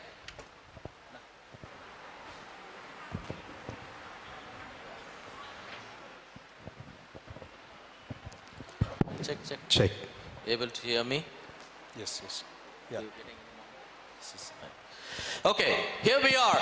The Bible says, ಸತ್ಯವೇದ ಹೇಳ್ತದೆ, it was not like our worship meeting. ನಮ್ಮ ಆರಾಧನೆಯ ಕೂಟದ ಹಾಗೆ ಅದು ಇರಲಿಲ್ಲ. They were one generation of unbelieving people. ಅವಿಶ್ವಾಸದಲ್ಲಿದ್ದಂತ ಒಂದು ಜನಾಂಗವೇ ಅದಾಗಿತ್ತು. If Caleb went here, ಕಾಲೇಬನು ಇಲ್ಲಿ ಹೋದ್ರೆ all backbiting. ಎಲ್ಲ ಚಾಡಿ ಮಾತುಗಳೇ ಅಲ್ಲಿ ಕಾಣ್ತಾ ಇತ್ತು. So if he went here, ಆತನು ಈ ಕಡೆಗೆ ಹೋದ್ರೆ rebellion against Moses. ಎಲ್ಲ ಮೋಶೆ ವಿರುದ್ಧವಾಗಿ ಬಂಡೆ ಏಳುವ ಜನರ ಗುಂಪು. ಸೀನಿಯರ್ ಪಾಸ್ಟರ್ ನ ಕೊಲ್ಲಕ ಕಲ್ಗಳು ತಗೊಂಡ್ಬಿಟ್ರೆ ಹೊಡ್ರಲ್ಲ ಆತನ ಹಾಕನ. They are saying we will murder our senior pastor, take the stone and throw the stones at him. Ayyappa ಈ ಚರ್ಚ್ ಬೇಡ ಅಂತ ಇನ್ನೊಂದು ಚರ್ಚ್ಗೆ ಹೋದ ಆತ. He left this church and went to the other church. And they were involved in adultery and incest. ಅವರು ವ್ಯಭಿಚಾರಗಳಲ್ಲಿ ಜಾರತ್ವಗಳಲ್ಲಿ ಇದ್ದರು. He said ಇಲ್ಲಿ ಬೇಡ. He went to another church. He left the church and ಬೇರೆ ಸಭೆಗೆ ಹೋದ. They made a golden calf. ಅವರು ಬಂಗಾರದ ಬಸವನ್ನು ಮಾಡಿದ್ರು. And they said this is Jehovah. ಇದು ಯೆಹೋವಾ ಅಂತ ಹೇಳಿದ್ರು. Now Caleb did not know which church to join here. ಯಾವ ಸಭೆಗೆ ಸೇರಬೇಕೆಂಬುದು ಕಾಲೇಬನಿಗೆ ಗೊತ್ತಾಗಲಿಲ್ಲ. This was a greater pandemic than coronavirus for Caleb here. ಅಲ್ಲಿ ಕಾಲೇಬನಿಗೆ ಕೊರೋನಾ ಪ್ಯಾಂಡಮಿಕ್ ಗಿಂತ ದೊಡ್ಡ ಹೋರಾಟವಾಗಿತ್ತು. Only two people are there, Joshua and Caleb. ಅಲ್ಲಿ ಇಬ್ಬರು ಮಾತ್ರ ಯೆಹೋಶುವ ಕಾಲೇಬನು. Moses senior pastor ಸತ ಬದುಕದ ಯಾಕಂದ್ರೆ these fellows are going against Moses like anything. ಈ ಜನರು ಮೋಶೆ ವಿರುದ್ಧವಾಗಿ ಪದೇ ಹೋಗುವ ಕಾರಣ ಮೋಶೆ ಇನ್ನೇನು ಸತ್ತೇ ಹೋದ ಅನ್ನೋಷ್ಟರಲ್ಲಿ ಬದುಕ್ತಾ ಇದ್ದ, ಸತ್ತೋದ ಅನ್ನೋಷ್ಟರಲ್ಲಿ ಬದುಕ್ತಾ ಇದ್ದ. This is the situation. Not one day, not 1 year, 40 years Caleb was in with this kind of a people. He was in this circumstance. But the question, what was Caleb doing there?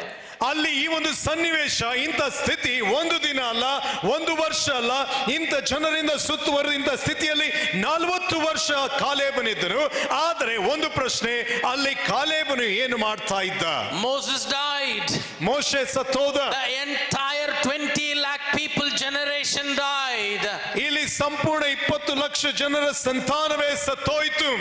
Now Joshua became the national leader. Listen carefully. ಲಕ್ಷಗಳು ಕೇಳಿರಿ, ಈಗ ಯೆಹೋಶುವನು ಆ ರಾಷ್ಟ್ರದ ಜನಾಂಗದ ನಾಯಕನಾದ. ಅಂದ್ರೆ senior pastor ಇವಾಗ ಯೆಹೋಶುವ. ಈಗ ಇನ್ನೊಬ್ಬ ಯೆಹೋಶುವನು senior ಸಭಾಪಾಲಕನಾದ. Caleb is not even the associate pastor. ಅಲ್ಲಿ ಕಾಲೇಬನ ಅಸೋಸಿಯೇಟ್ ಆಗಿಲ್ಲ. ಅಯ್ಯಯ್ಯಪ್ಪೋ, ಇವಾಗ ಚರ್ಚ್ ಸ್ಪ್ಲಿಟ್ ಆಗಿ Israel 1 Israel 2 ಆಗಲೇಬೇಕಿದು.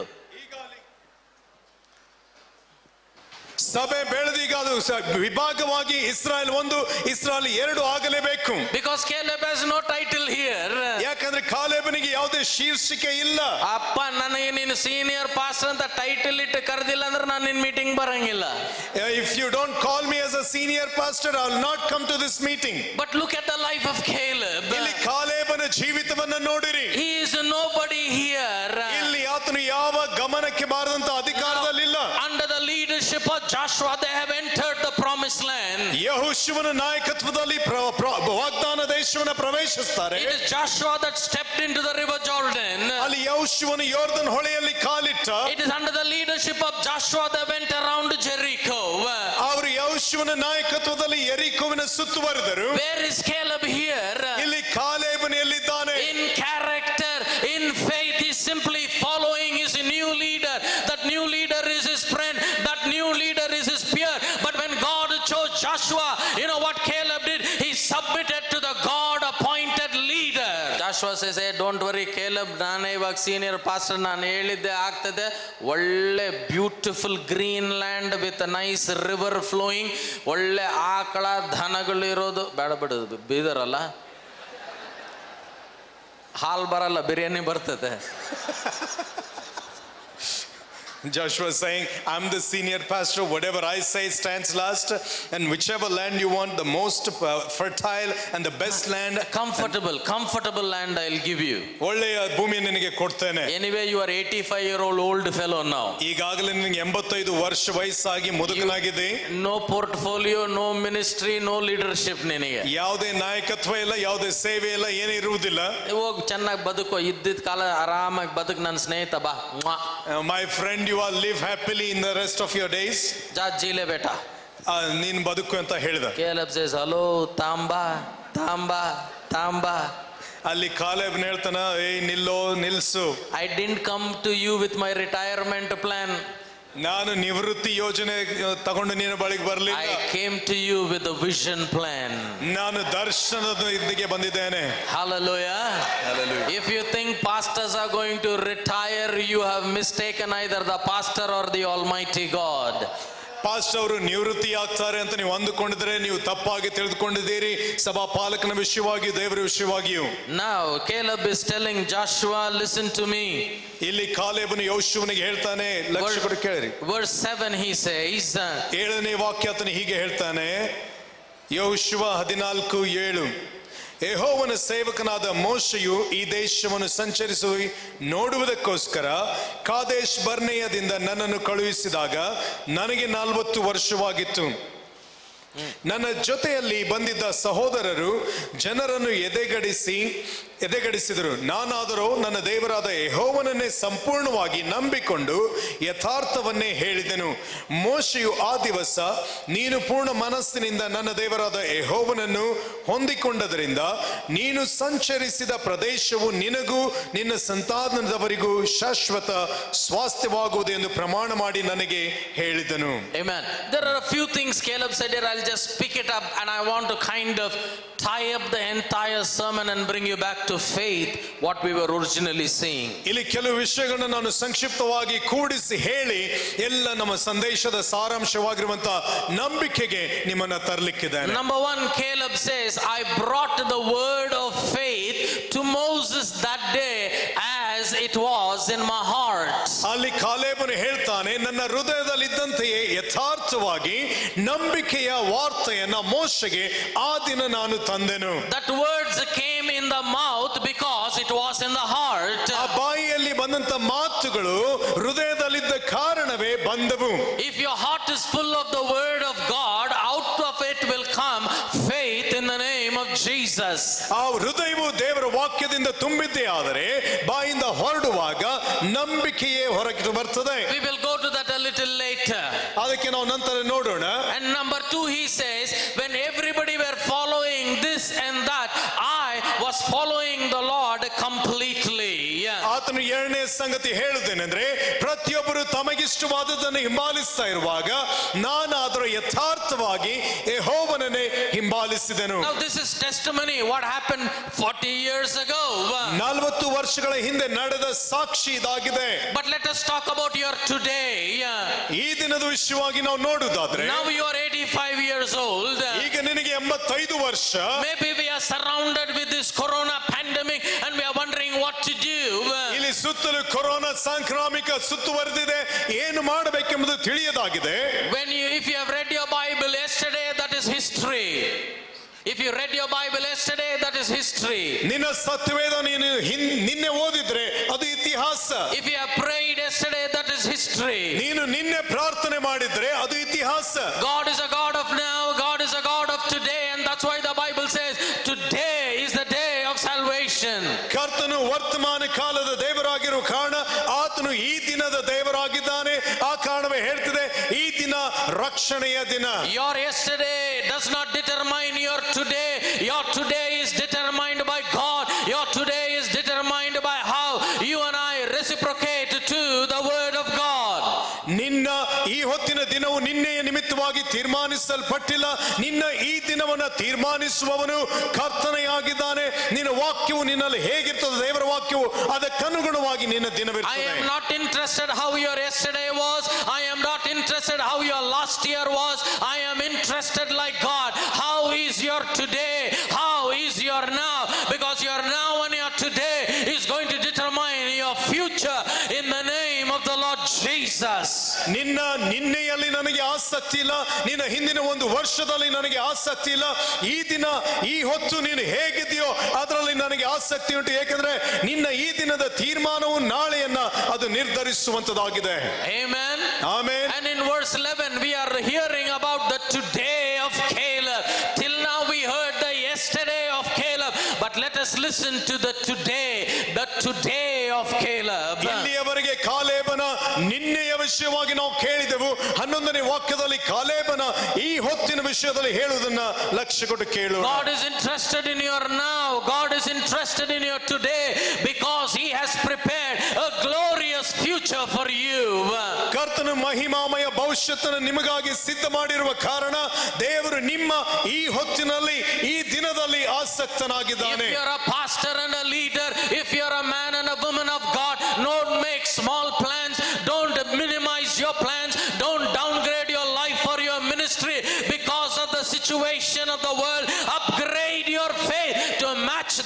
destiny of God. And the destiny of God is something with the eyes have not seen, ears have not heard, nor it has entered into the heart of man. There is an unseen, unheard, and an undone. And God is preparing you today for that great tomorrow of yours. ನೀವು ದೇವ ಸೇವಕರೇ ಆಗಿದ್ರೆ ನೀವು ನಿನ್ನೆ ವಿಷಯದಲ್ಲಿ ಆಸಕ್ತಿ ಹೊಂದದೆ ಈ ಹೊತ್ತಿನ ವಿಷಯದಲ್ಲಿ ಆಸಕ್ತಿ ಹೊಂದಿರಿ. ನಿಮ್ಮ ಸುತ್ತಲಿನ ಪರಿಸ್ಥಿತಿಗಳನ್ನ ನೋಡಿಕೊಂಡು ನಿಮ್ಮ ಸೇವೆಯಲ್ಲಿ ಕ್ಷೀಣಗೊಳ್ಳದೆ, ನೀವು ಕೆಳಗೆ ಹೋಗದೆ, ನಿಮ್ಮ ನಂಬಿಕೆಯನ್ನು ಮೇಲೆ ಕೇರಿಸಿಕೊಳ್ಳಿರಿ. ಏಕೆಂದ್ರೆ ಕರ್ತನು ನಿಮಗಾಗಿ ಒಂದು ಉದ್ದೇಶವನ್ನಿಟ್ಟಿದ್ದಾನೆ. ಆ ಉದ್ದೇಶವನ್ನ ಕಣ್ಣು ಕಾಣಲಿಲ್ಲ, ಕಿವಿ ಕೇಳಲಿಲ್ಲ, ಮನಸ್ಸು ಗ್ರಹಿಸಲಿಲ್ಲ. ಆ ಸಂಗತಿಗಳನ್ನ ನೀವು ಹೊಂದಿಕೊಳ್ಳಬೇಕಾಗಿ ಉದ್ದೇಶವನ್ನ ಕರ್ತನು ನಿಮಗಾಗಿ ಇಟ್ಟಿದ್ದಾನೆ.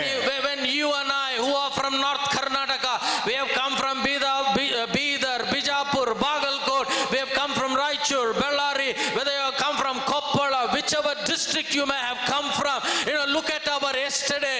North Karnataka is the least evangelized place in the entire south of India. ನಾವು ಯಾವುದೇ ಜಿಲ್ಲೆಯಿಂದ ಬಂದವರಾಗಿರಬಹುದು, ನಮ್ಮ ಜಿಲ್ಲೆಗಳನ್ನು, ನಮ್ಮ ಉತ್ತರ ಕರ್ನಾಟಕವನ್ನು ಸಂಪೂರ್ಣವಾಗಿ ಹೋಲಿಸಿ ನಮ್ಮ ನಿನ್ನೆಯನ್ನು ನಾವು ನೋಡುವುದಾದ್ರೆ ಸಂಪೂರ್ಣ ಭಾರತದಲ್ಲಿಯೇ ದಕ್ಷಿಣ ಭಾಗದಲ್ಲಿ ಅತಿ ವಿರಳವಾಗಿ ಸುವಾರ್ತೆಯನ್ನು ಕೇಳಿರುವ ಪ್ರದೇಶ ನಮ್ಮ ಉತ್ತರ ಕರ್ನಾಟಕ ಭಾಗವಾಗಿದೆ. I have with me the statistics of all the 8 districts of Karnataka, North Karnataka here. ಉತ್ತರ ಕರ್ನಾಟಕದ 8 ಜಿಲ್ಲೆಗಳ ಸಂಖ್ಯೆ ನನ್ನ ಬಳಿ ಇದೆ. If you will take the 8 districts of North Karnataka, the Christian population, I'm giving you the average, is not even 1%. It is 0.6% Christianity. ಉತ್ತರ ಕರ್ನಾಟಕದ ಸಂಪೂರ್ಣ ಶೇಕಡಾವಾರು ತೆಗೆದುಕೊಳ್ಳುವುದಾದ್ರೆ ಕ್ರೈಸ್ತರ ಸಂಖ್ಯೆ 0.6% ಆಗಿದೆ ಅಷ್ಟೇ. That is the North Karnataka you and I are living. ನೀವು ನಾವು ಬದುಕುವ ಉತ್ತರ ಕರ್ನಾಟಕದ ಸಂಖ್ಯೆ ಇದಾಗಿದೆ. There are 5,510 villages in North Karnataka. ಉತ್ತರ ಕರ್ನಾಟಕದಲ್ಲಿ 5,510 ಹಳ್ಳಿಗಳಿವೆ. There are hundreds and thousands of churches, villages that do not have a church, don't have a missionary, don't have an evangelist there. Who is going to do it, my brother, my sister? ನನ್ನ ಪ್ರಿಯ ಸಹೋದರ ಸಹೋದರಿಯೇ, ಸುವಾರ್ತಿಕನು, ಸಭಾಪಾಲಕನು, ಸಭೆಯೂ ಇಲ್ಲದಂತ ಸಾವಿರಾರು ಹಳ್ಳಿಗಳು ಇನ್ನೂ ಇಲ್ಲಿವೆ. This is our yesterday. ಇದು ನಮ್ಮ ನಿನ್ನೆಯಾಗಿದೆ. But the tomorrow of North Karnataka is not going to be like the yesterday of North Karnataka. ನಮ್ಮ ಕರ್ನಾಟಕದ ನಾಳೆಯು ನಿನ್ನೆಯ ಹಾಗೆ ಇರುವುದಿಲ್ಲ. The history of North Karnataka of tomorrow will change because we are going to change ourselves today, and now we are going to be a people of faith here. ನಮ್ಮ ಉತ್ತರ ಕರ್ನಾಟಕದ ನಾಳೆಯ ಒಂದು ಇತಿಹಾಸವು ಹೀಗೆ ಇರುವುದಿಲ್ಲ, ಏಕೆಂದ್ರೆ ಅದು ಬದಲಾಗಲಿಕ್ಕಿದೆ. ನಾವು ಈ ದಿನ ನಮ್ಮನ್ನು ನಾವು ಬದಲಾಯಿಸಿಕೊಳ್ಳಲಿಕ್ಕಿದೆ. For us to change our today, tomorrow we need to take care of our today. ನಾಳೆಯನ್ನು ನಾವು ನೋಡಿಕೊಳ್ಳಬೇಕಾದ್ರೆ ಈ ಹೊತ್ತಿನ ಬಗ್ಗೆ ನಮ್ಮ ತೀರ್ಮಾನಗಳನ್ನು ನಾವು ತೆಗೆದುಕೊಳ್ಳಬೇಕು. If you will read the 11th verse, Caleb is telling Joshua. ಯೆಹೋಶುವನಿಗೆ ಕಾಲೇಬನು ಹೇಳುವುದನ್ನು 11ನೇ ವಾಕ್ಯದಲ್ಲಿ ಗಮನಿಸುವುದಾದ್ರೆ, how many of us today can tell this about our today? ನಮ್ಮ ಈ ಹೊತ್ತಿನ ವಿಷಯವಾಗಿ ನಮ್ಮಲ್ಲಿ ಎಷ್ಟು ಜನ ಇದೇ ಮಾತನ್ನ ಹೇಳಲಿಕ್ಕೆ ಸಾಧ್ಯವಾಗ್ತದೆ? Listen attentively, please. ಲಕ್ಷ್ಯ ಕೊಟ್ಟು ಕೇಳಿರಿ. ಮೋಶೆಯು ನನ್ನನ್ನು ಕಳುಹಿಸಿದಾಗ ನನಗೆಷ್ಟು ಬಲವಿತ್ತು, ಈಗಲೂ ಅಷ್ಟಿದೆ. Amen. That means Caleb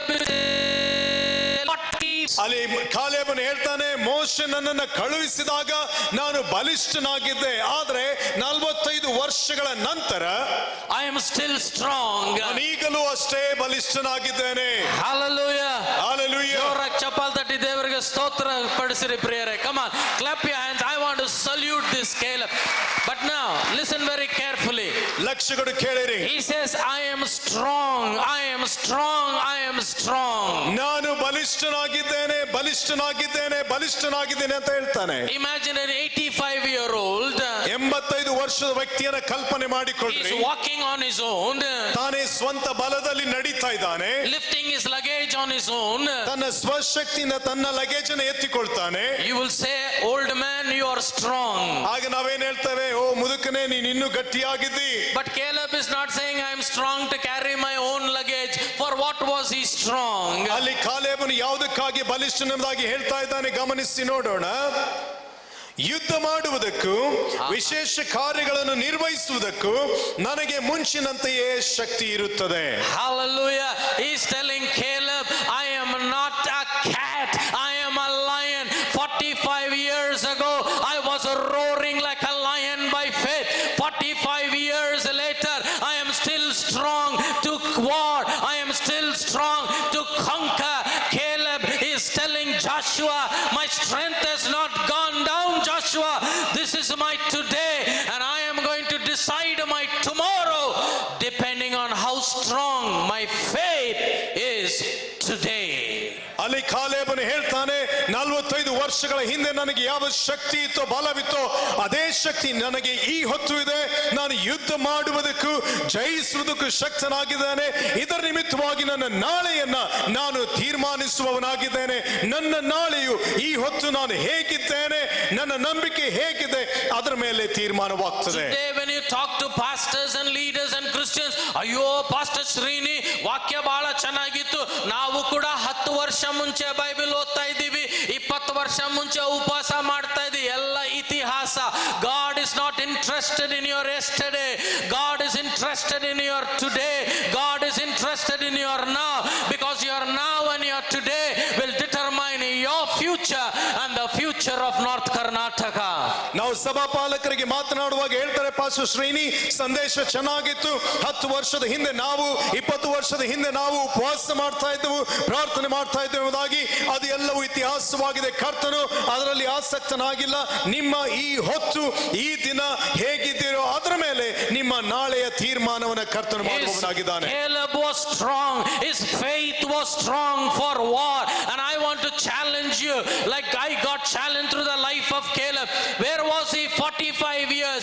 Rebellion, backbiting, tail bearing, adultery, idol worship. In the midst of all of this, Caleb maintained his faith.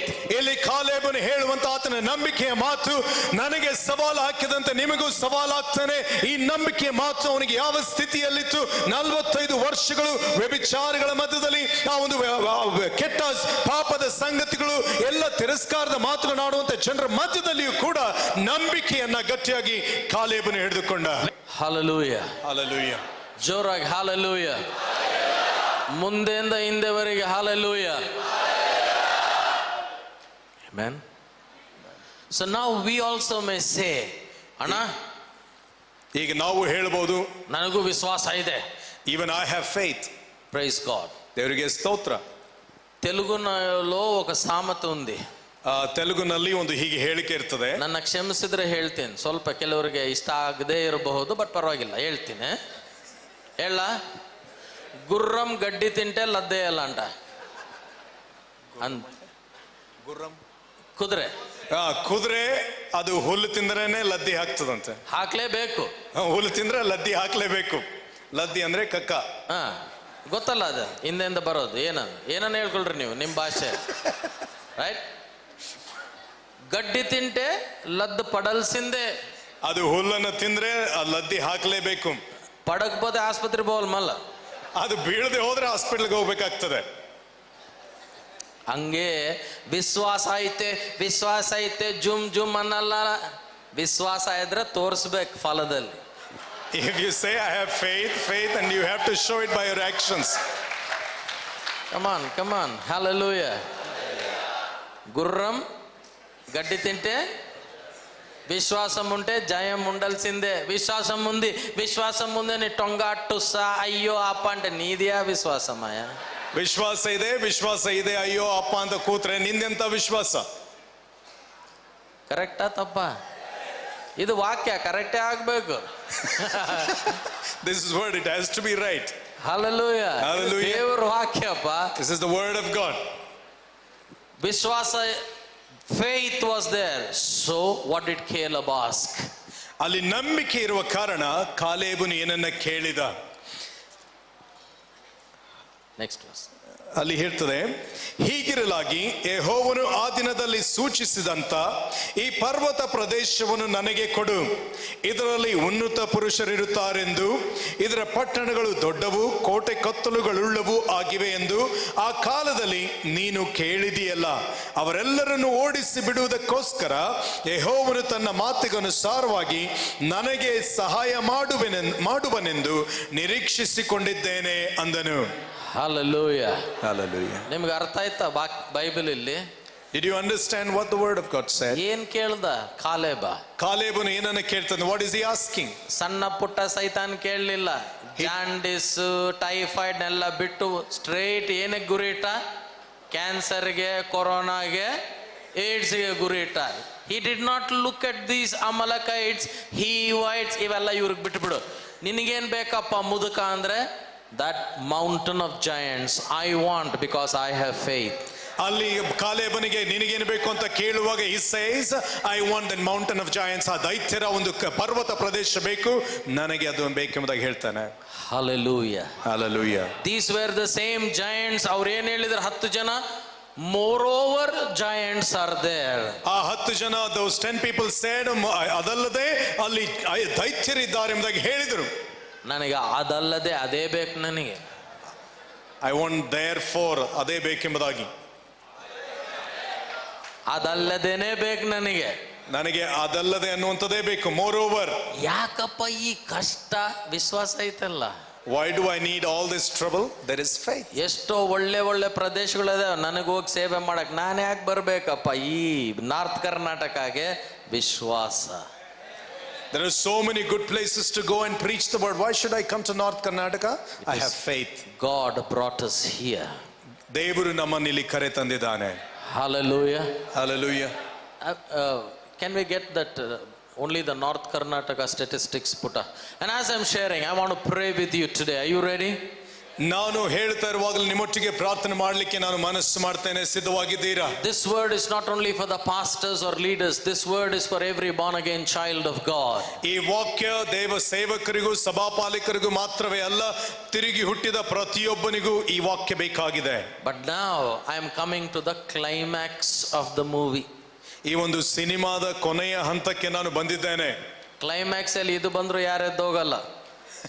ಕೊನೆಯ ಹಂತದಲ್ಲಿ ಇದು ಬಂದರೂ ಕೂಡ nobody gets up and goes out.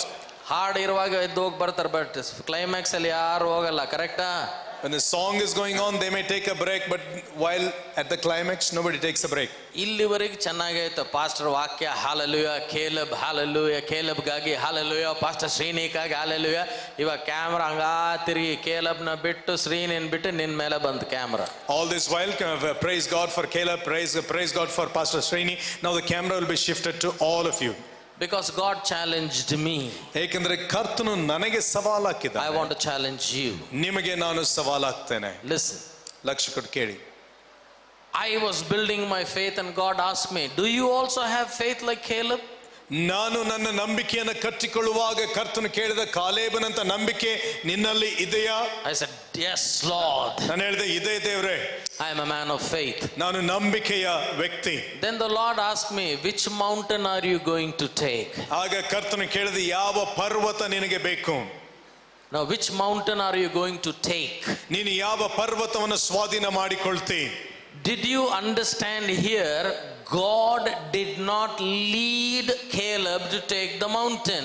ಆ ಪರ್ವತ ಪ್ರದೇಶವನ್ನು ಜಯಿಸು ಎಂಬುದಾಗಿ ದೇವರು ಕಾಲೇಬನನ್ನ ನಡೆಸಲಿಲ್ಲ. ಅದನ್ನು ಗಮನಿಸಿದ್ರ? ದೇವರು ನಡೆಸಿದ ಒಳ್ಳೆ ವಾಕ್ಯ, ಡೇಂಜರಸ್ ವಾಕ್ಯ. God led me, a very good statement but very dangerous. ಏನೇನ್ ಆಗಬಾರ್ದು ಅದೆಲ್ಲ ದೇವ್ರು ನಡೆಸ್ದ ಅಂತ ನಾವು ಸೇವಕರು ಮಾಡ್ಕೊಂಡು ಹೋಗ್ತಾನೆ ಇದೀವಿ. Many things we say and the Lord led me. What all we are not supposed to be doing, we have been doing. But I want to tell you, God did not lead Caleb because many of us are sitting, I have faith, I have anointing. If God leads me, I will do it. ಇಲ್ಲಿ ಕಾಲೇಬನನ್ನ ದೇವರು ನಡೆಸಲಿಲ್ಲ ಅಂತ ಯಾಕೆ ನಾನು ಸ್ಪಷ್ಟವಾಗಿ ಹೇಳ್ತಾ ಇದ್ದೇನೆ ಅಂದ್ರೆ, ನಮ್ಮಲ್ಲಿ ಅನೇಕರು ನನ್ನಲ್ಲಿ ನಂಬಿಕೆ ಇದೆ ದೇವರು ನಡೆಸಿದರೆ ಮಾಡ್ತೇನೆ ಅಂತ ನಾವು ಹೇಳ್ತೇವೆ. I'm not saying God will not lead you. Don't ದೇವರು ನಿಮ್ಮನ್ನ ನಡೆಸುವುದಿಲ್ಲ ಅಂತ ನಾನು ಹೇಳ್ತಾ ಇಲ್ಲ. But I am saying even if God doesn't lead you, ದೇವರು ನಿಮ್ಮನ್ನ ನಡೆಸದೇ ಇದ್ದರೂ ಕೂಡ, if God doesn't lead you to go, does not mean God is leading you not to go. ಕರ್ತನು ನಿಮ್ಮನ್ನ ಹೋಗುವಂತ ನಡೆಸದೇ ಇದ್ರೆ ಅದರ ಅರ್ಥ ನೀನು ಹೋಗಬೇಡ ಅಂತ ಹೇಳ್ತಾ ಇದ್ದಾನಂತಲ್ಲ. I am here in North Karnataka not because God led me, because I love North Karnataka. ಉತ್ತರ ಕರ್ನಾಟಕದಲ್ಲಿ ದೇವರು ನಡೆಸಿದೆಂಬುದಾಗಿ ನಾನು ಬಂದಿಲ್ಲ. ಉತ್ತರ ಕರ್ನಾಟಕ ನನಗೆ ಬಹಳ ಇಷ್ಟವಾದ ಕಾರಣ ನಾನು ಬಂದಿದ್ದೇನೆ. I am here because I have faith that together we can win the mountain. ನನ್ನಲ್ಲಿ ನಂಬಿಕೆ ಉಂಟು, ನಾವು ಒಟ್ಟಾಗಿ ಜೊತೆ ಸೇರಿ ಈ ಪರ್ವತಗಳನ್ನು ನಾವು ಜಯಿಸಬಲ್ಲೆವೆಂಬುದಾಗಿ. And I want to challenge you today. ಈ ದಿನ ನಿಮಗೆ ಸವಾಲಾಗ್ತೇನೆ. If you are going to choose to win a battle that you have been already winning, that is not the mountain. ಈಗಾಗಲೇ ನೀವು ಜಯಿಸ್ತಾ ಇರುವಂತ ಯುದ್ಧವನ್ನೇ ನೀವು ಜಯಿಸುವುದಾದ್ರೆ ಅದು ಬೆಟ್ಟವಲ್ಲ, ಪರ್ವತ ಪ್ರದೇಶವಲ್ಲ. By God's grace, we as a ministry, we have set our foot into almost 40 nations. ನಾವು ದೇವರ ಕೃಪೆಯಿಂದ ಒಂದು ಸೇವೆಯಾಗಿ ಸುಮಾರು 40 ದೇಶಗಳಲ್ಲಿ ನಾವು ಈಗಾಗಲೇ ಪ್ರವೇಶಿಸಿದ್ದೇವೆ. We've taken God's word there. ಆ ದೇಶಗಳಿಗೆ ಸುವಾರ್ತೆ ತಲುಪಿಸಿದ್ದೇವೆ. In the nation of Tanzania, God has used us to plant hundreds of churches and train thousands of people into the ministry in Tanzania and other nations of Africa. ಆಫ್ರಿಕಾದ ಅನೇಕ ದೇಶಗಳಲ್ಲಿ, ತಂಜಾನಿಯಾದಲ್ಲಿ ಕರ್ತನು ನಮ್ಮನ್ನು ನಡೆಸಿದ್ದಾನೆ. ಅನೇಕ ನೂರಾರು ಸಭೆಗಳು ಬಂದಿವೆ, ಸೇವಕರುಗಳನ್ನು ತರಬೇತಿಗೊಳಿಸಿದ್ದೇವೆ. We work very strongly in North India also. ಉತ್ತರ ಭಾರತದಲ್ಲಿ ಕೂಡ ನಾವು ಬಹಳ ಕೆಲಸ ಮಾಡ್ತೇವೆ. But why did I choose North Karnataka? ಯಾಕೆ ಉತ್ತರ ಕರ್ನಾಟಕವನ್ನು ಆರಿಸಿಕೊಂಡಿದ್ದೇನೆ? Why am I here today? ಈ ದಿನ ನಾನು ಯಾಕೆ ಇಲ್ಲಿದ್ದೇನೆ? You know, when God challenged me, what is your mountain?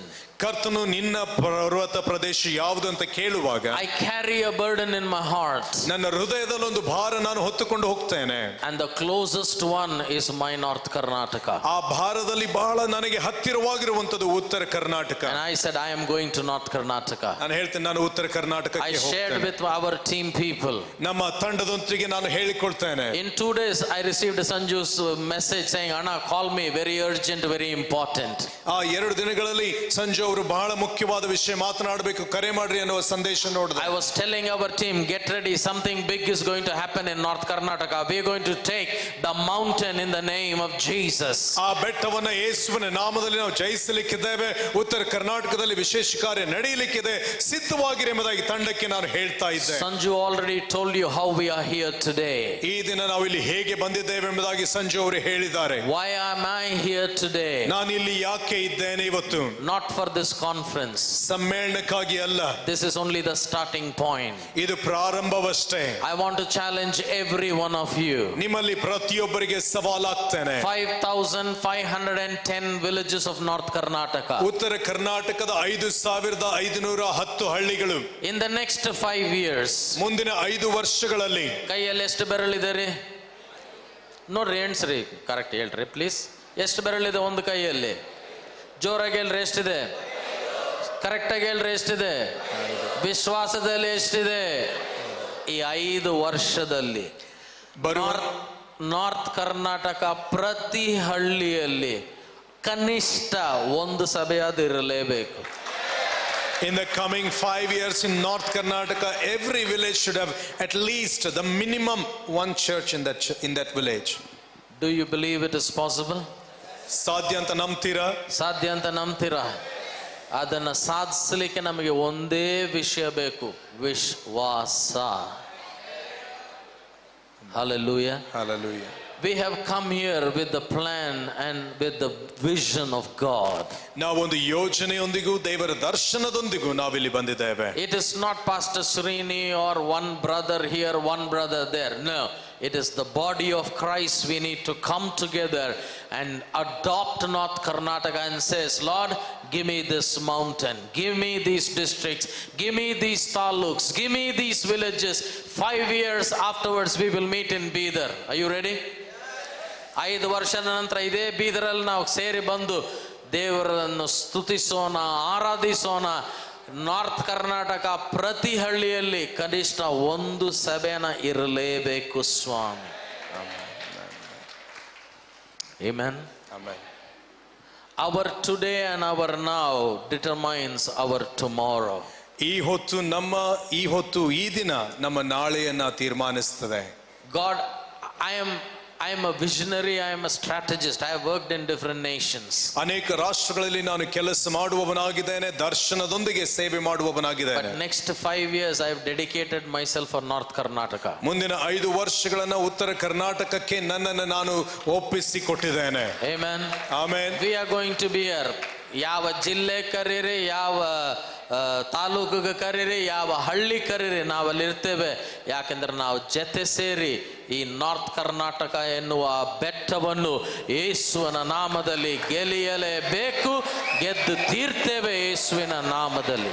In the next 5 years, you call us into any city, any village, any district, we will be there because we want to win this North Karnataka for Jesus. ನೀವು ಸಿದ್ಧವಾಗಿದ್ದೀರಾ? ನೀವು ಸಿದ್ಧವಾಗಿದ್ದೀರಾ? Are you ready? ನಾವು ಏನು ಮಾಡಬೇಕು? ವಿಶ್ವಾಸವನ್ನು ಕಟ್ಟಬೇಕಷ್ಟೇ. All that we need to do is to build our faith.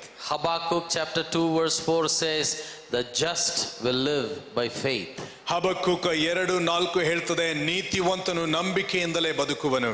ನಂಬಿಕೆಯಿಂದಲೇ ರಕ್ಷಣೆ, ನಂಬಿಕೆಯಿಂದಲೇ ಜಯ, ನಂಬಿಕೆಯಿಂದಲೇ ದರ್ಶನವನ್ನು ಪೂರ್ಣಗೊಳಿಸುತ್ತೇವೆ. By faith we are born again. By faith we get victory. By faith we will fulfill the vision that God has put in us. Hallelujah. Amen. Hallelujah. God brought you here for a great reason. ಶ್ರೇಷ್ಠ ಕಾರಣಕ್ಕಾಗಿಯೇ ಕರ್ತನ ಮನೆಯಲ್ಲಿ ಕರೆತಂದಿದ್ದಾನೆ. Together we are going to learn a lot in these 3 days. ಜೊತೆ ಸೇರಿ ಬರುವಂತ 3 ದಿನಗಳಲ್ಲಿ ಅನೇಕ ಸಂಗತಿಗಳನ್ನು ನಾವು ಕಲಿಯಲಿಕ್ಕಿದ್ದೇವೆ. And together we will win North Karnataka. ನಾವು ಜೊತೆ ಸೇರಿ ಉತ್ತರ ಕರ್ನಾಟಕವನ್ನ ಜಯಿಸಲಿಕ್ಕಿದ್ದೇವೆ. Stand up with me in prayer, please. ಎಲ್ಲರೂ ನಾವು ನಿಂತುಕೊಂಡು ಪ್ರಾರ್ಥನೆ ಮಾಡೋಣ. Thank you, Jesus.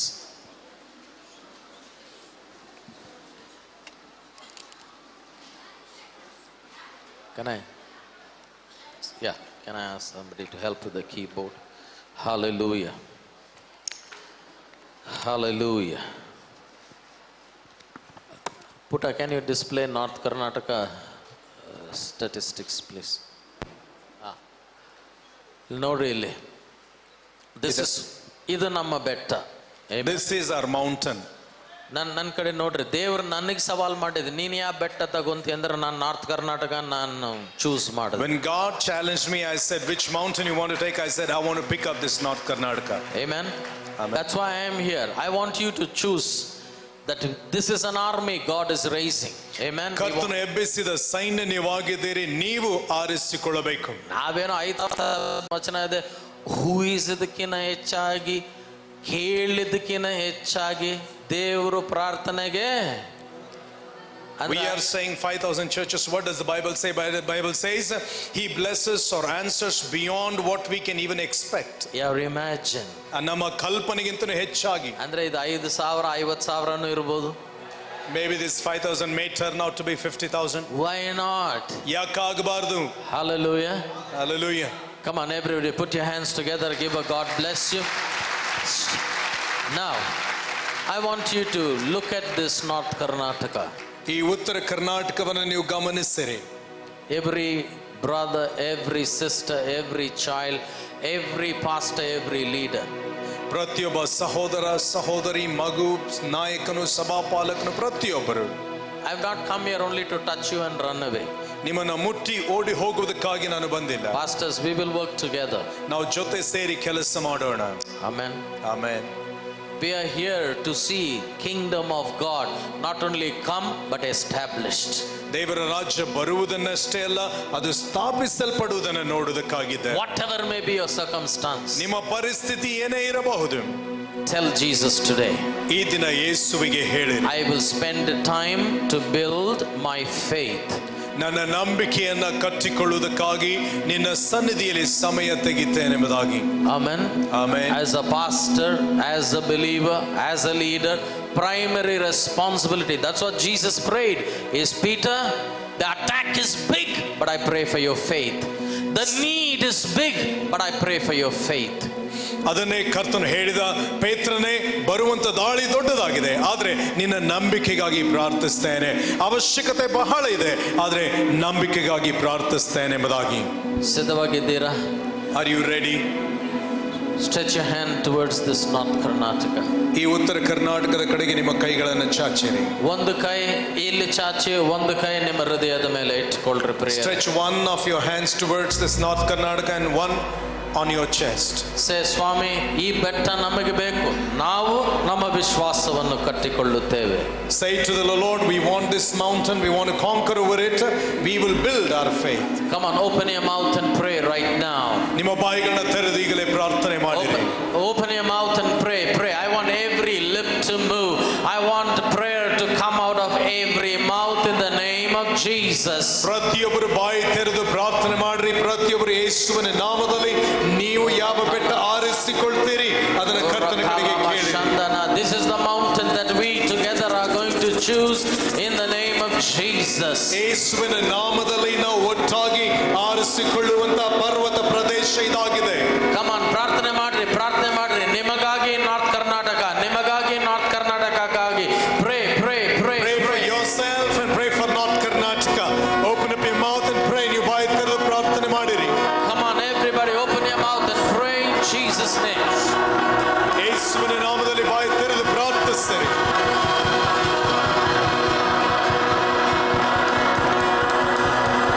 Come on, keep praying, keep praying, keep praying. ಪ್ರಾರ್ಥನೆ ಮಾಡಿರಿ.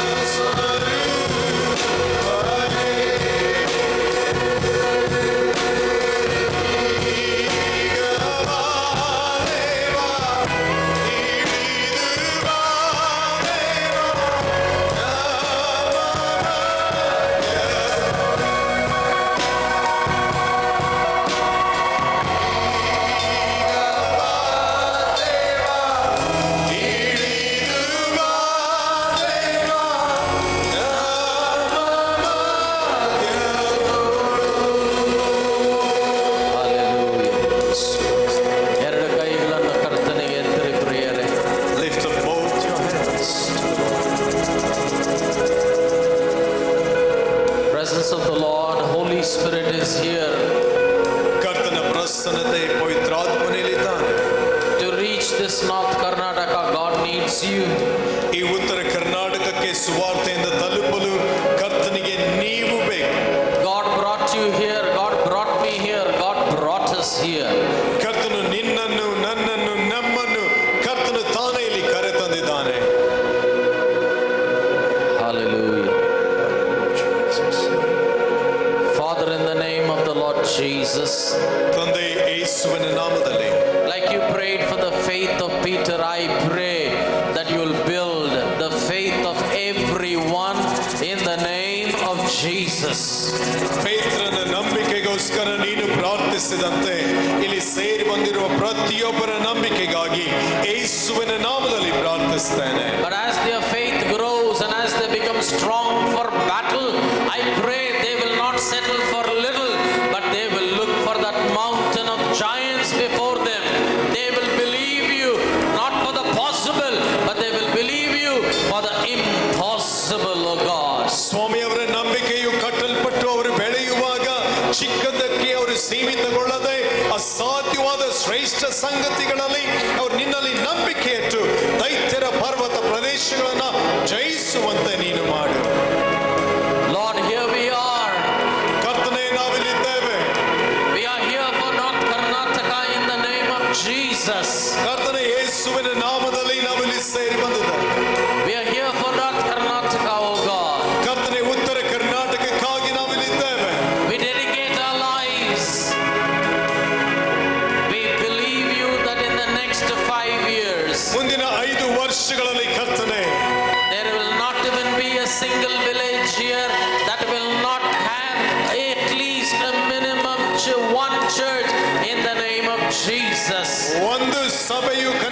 ಪಕ್ಷ ಇಲ್ಲದಂತ ಒಂದು ಹಳ್ಳಿಯು ಮುಂದಿನ 5 ವರ್ಷಗಳಲ್ಲಿ ಇಲ್ಲಿ ಇರುವುದಿಲ್ಲೆಂಬುದಾಗಿ ನಿನ್ನಲ್ಲಿ ನಂಬುತ್ತೇವೆ.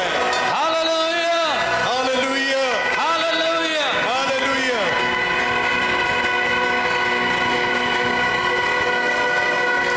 Continue to be with us, we pray.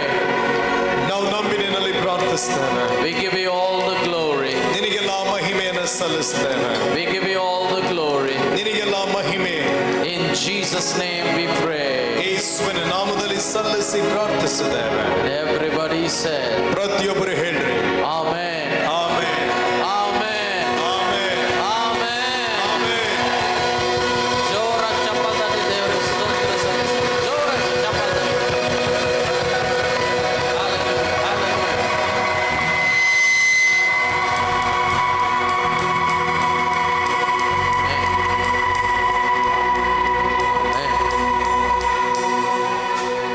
Get ready.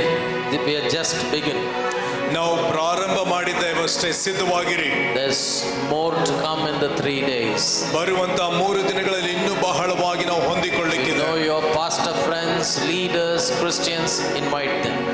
ಎಲ್ಲ ನಿಮ್ಮ ಸ್ನೇಹಿತ ಸಭಾಪಾಲಕರು, ಕ್ರೈಸ್ತರು, ನಾಯಕರು ಅವರೆಲ್ಲರನ್ನು ಆಹ್ವಾನಿಸಿರಿ. But they need to register.